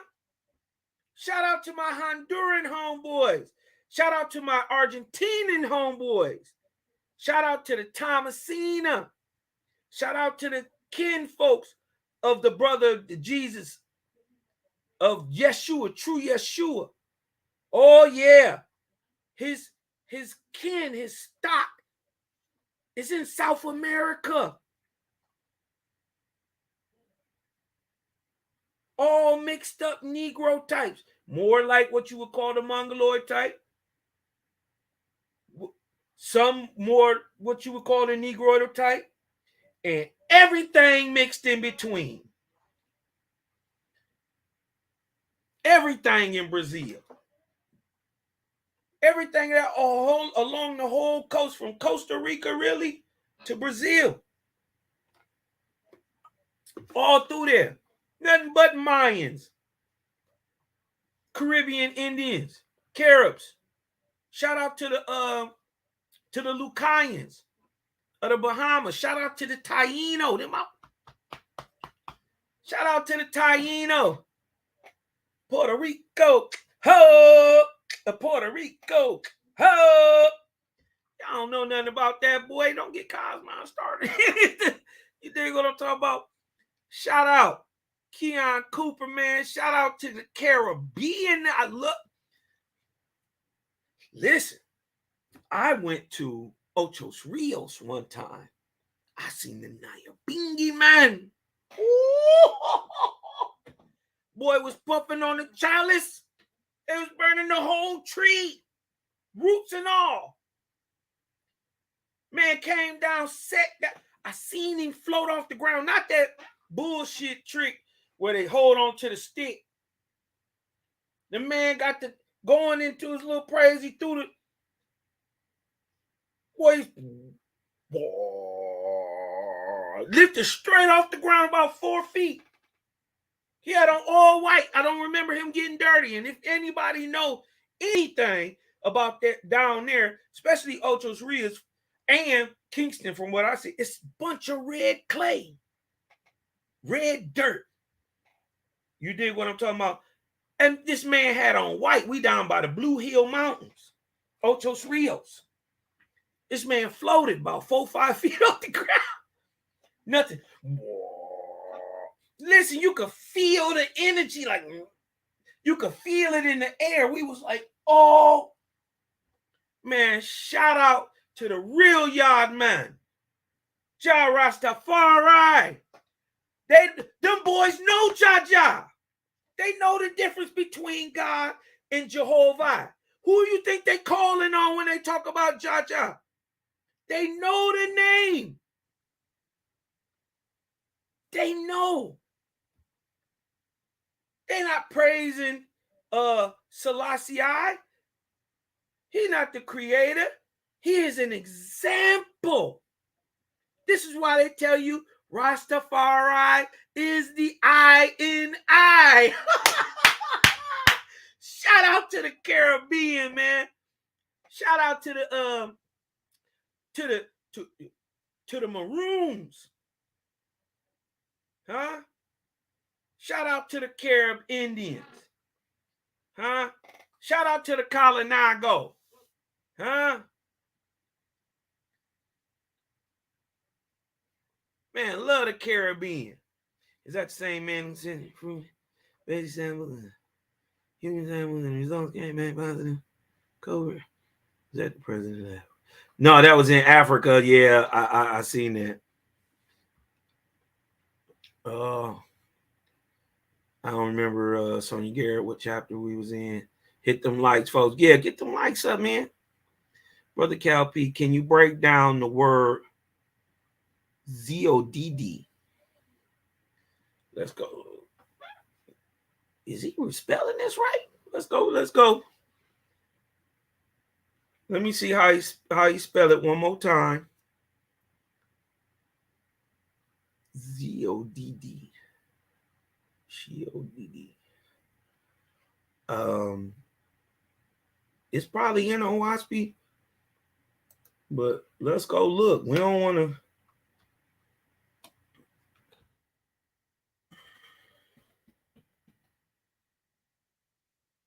Let's see if it's in there.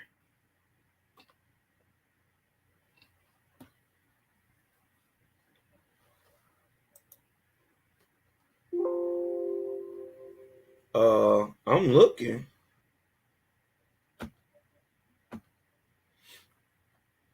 I don't see this, brother. Did you spell it? Did you spell it correctly? Can you break down the word ZODD in Oahspe for us, please? I don't know what you're talking about, bro. I'm looking in there.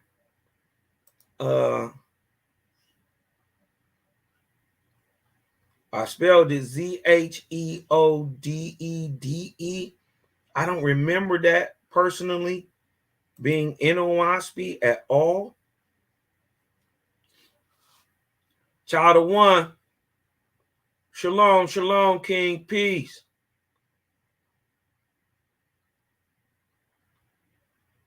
Shalom, child of one. Yeah, create a gang. And that's yeah. Bro said he not missing nothing. Nope. To lift these Bible lies, it will take a lot of work, but Oahspe is capable. Yeah. You dig what I'm talking about? So far, Oahspe is sold out. That's a great start. Well, let me show y'all another place where y'all can go get it. Kessinger Legacy reprints. Kessinger Publishing. Now, we got some things in the works for y'all, and it's gonna be popping. I don't want to let the cat out the bag. You know, people start to hating.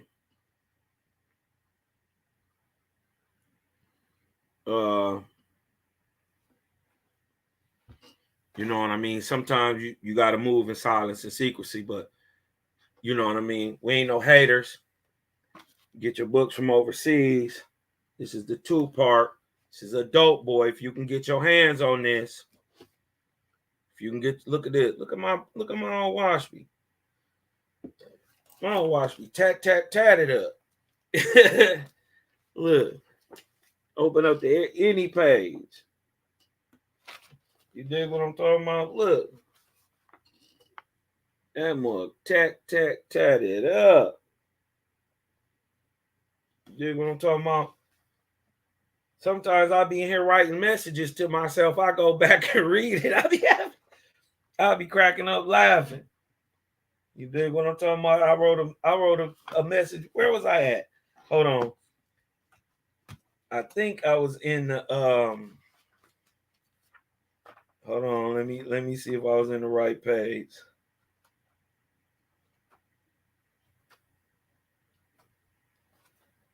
I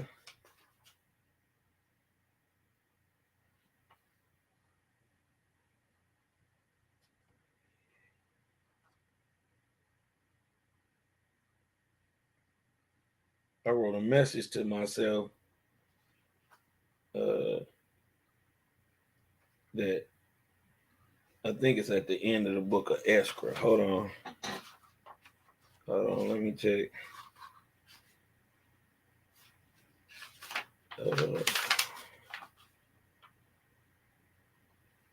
Okay, look, this is first. I had to crack on myself. I was in here at the end of the book of Ezra. I'm at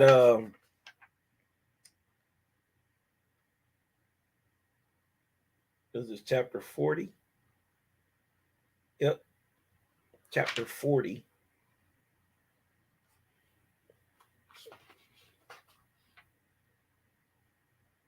L is 50, 40.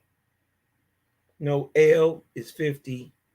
X is, this might be, I don't know, 60 chapters in it. Oh, shit.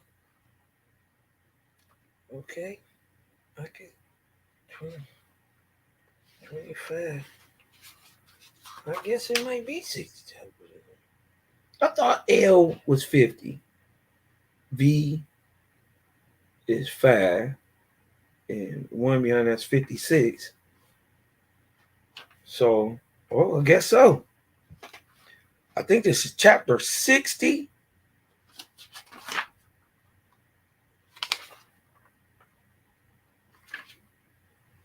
Book of Ezra, right? And I'm at verse 24. Now, this is true God at the time. You did what I'm talking about.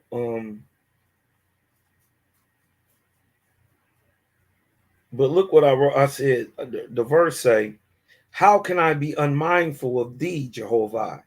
How can I doubt the triumph of the Almighty? Thou hast deliverers, thou hast dwellers in thy Orion realms, whose presence are as a power to overturn a world. Thou hast found one that rushes forth at my command to show me the way of thy succor. But let me go back.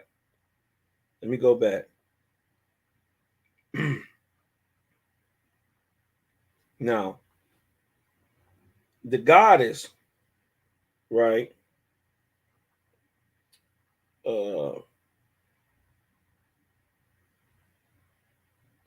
Hyapanatisa, right? Came down. True God at the time, at the end of the Ark of Ezra, is going through it, right? And he say, thereupon the goddess gave me the sign, love to all, and she sat down. Then God rose up and said, because thou hast blessed my people, O Jehovah, and I am abashed before thy goddess, who hath come so far to see me. Behold, in the last hour of my trials, thou sent unto me in the time I was heartbroken. Thou thrust into my kingdom the chain of thy ethereal light. And look, this is true God doubting. Think about this. How can I be unmindful of thee, Jehovah? How can I doubt the triumph of the Almighty? Thou hast dwellers in thy Orion realms, whose presence are as a power to overturn a world. Look what I wrote to myself. Even God sometimes forget the greatness of the Father. Doesn't mean they don't love him or want to do the work. Just means they're tired and beat down, and even gods need help. Look what I wrote to myself. Cheer up, Cal. Keep pushing. Jehovah got you.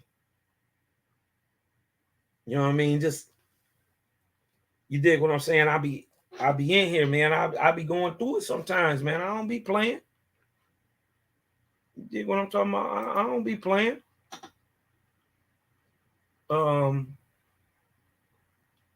at you start copies of other folks' books. Or we gonna start making our own copies.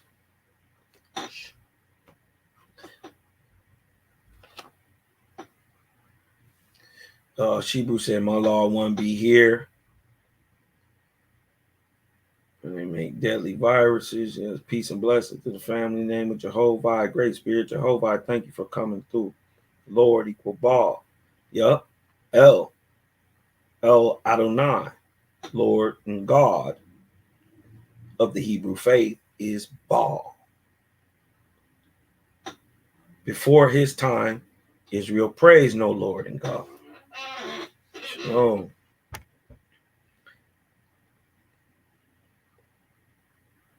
Thank you. Boy, you would have been one hell of a preacher. My mom and them and my grandmom and them tried to get me into it. It wasn't right, bro. I knew as a young kid, they was grooming me for it. Boy, I mean, you know, I come from a Bible thumping. You see my mom and them, you would know. And my mama be in church cutting up. Sang her ass off. On par with the Arethas and all them. She gave up that stuff for me. As a young child, you know, my mama was still in college. She was at Southwestern College in Port Arthur, Texas. I don't remember it. You dig what I'm talking about? But I was showed down there. You dig what I'm talking about? Because she was still in school and she gave up her dreams, man. I got to make that woman proud. You know what I mean?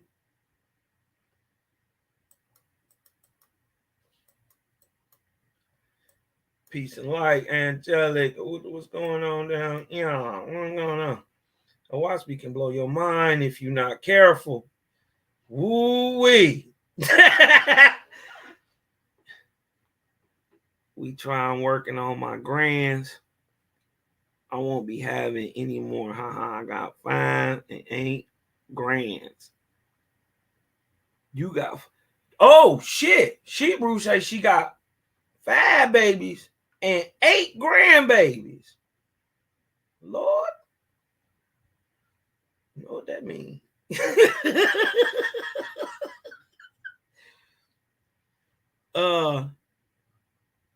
Charges to learn lies. Yep. And the Panthers. Yep. Knocked them off too. You dig what I'm saying? Well, I've been on here a minute, man. It's your boy Cosmon, your hostess with the mostest, burning like toasters. You know what I mean? Halito, Asio, Sidanale, Namaste, peace, and shalom out there to everybody, man. Love on your neighbor. Try to do the best you can, man. Do something every day unselfish. Something that won't benefit you necessarily, but it'll benefit the people you're helping, and you'll find out that it's the best reward and it does benefit you. With that, man, my name is Cosmon Cal, and I am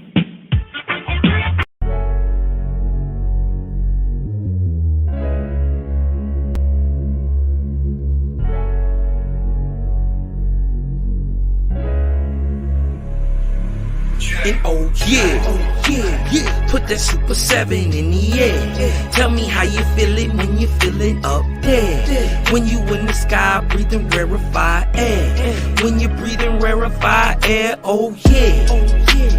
Put that Super 7 in the air. Tell me how you feeling when you feel it up there. When you in the sky breathing rarefied air. When you breathing rarefied air, oh, it's that Japheth, that Chow Mein, that Papabul, that Tao Mein, since sunset in the arc of Wayne. My brain moving like Tao Sang, so as above, it's so below. That up and that down thing, this flow is atmospheric. I call that a ground game. See, water is knowledge, so if I'm teaching, you're learning. So how your God make a sun without vortexing and current? See the pattern is ponic, I'm reaching out for my people. Oahspe flow through your speakers, you feel the force of the ether. And when the force hits the equal, I'm taking off like an eagle. Police popped the pastor yesterday for pushing put equal. My DNA is Moshe. Mix that thing with higher water. My spirit rate is OTN. It's just a higher order. Got more light than Kavita. Rap a lot just like Tila. Went from sinner to saint. Shout out my big homie Sealer. Got more torque than a sports car. Got more work than a door stop. And the 4 million I make, I'm giving the Dr. Umar. Oh yeah. Put that Super 7 in the air. Tell me how you feeling when you're feeling up there. When you in the sky breathing rarefied air. When you're breathing rarefied air, oh yeah. Put that Super 7 in the air. Tell me how you feeling when you feel it up there. When you in the sky breathing rarefied air. When you're breathing rarefied air, oh yeah. Super 7 in my rites and ceremonies. I'm married to Jehovah, holy matrimony. Confucius say, in the words of Caillou, before you hit the tomb, be a bridegroom. Only got one question for Miss Susan B. On how to last Ahu is now a Angui. Claim my inspiration, I'm just thinking thoughts. But in the way of God's, we gon' keep it short. Why Jesus wanna kill me, Matthew 10:34.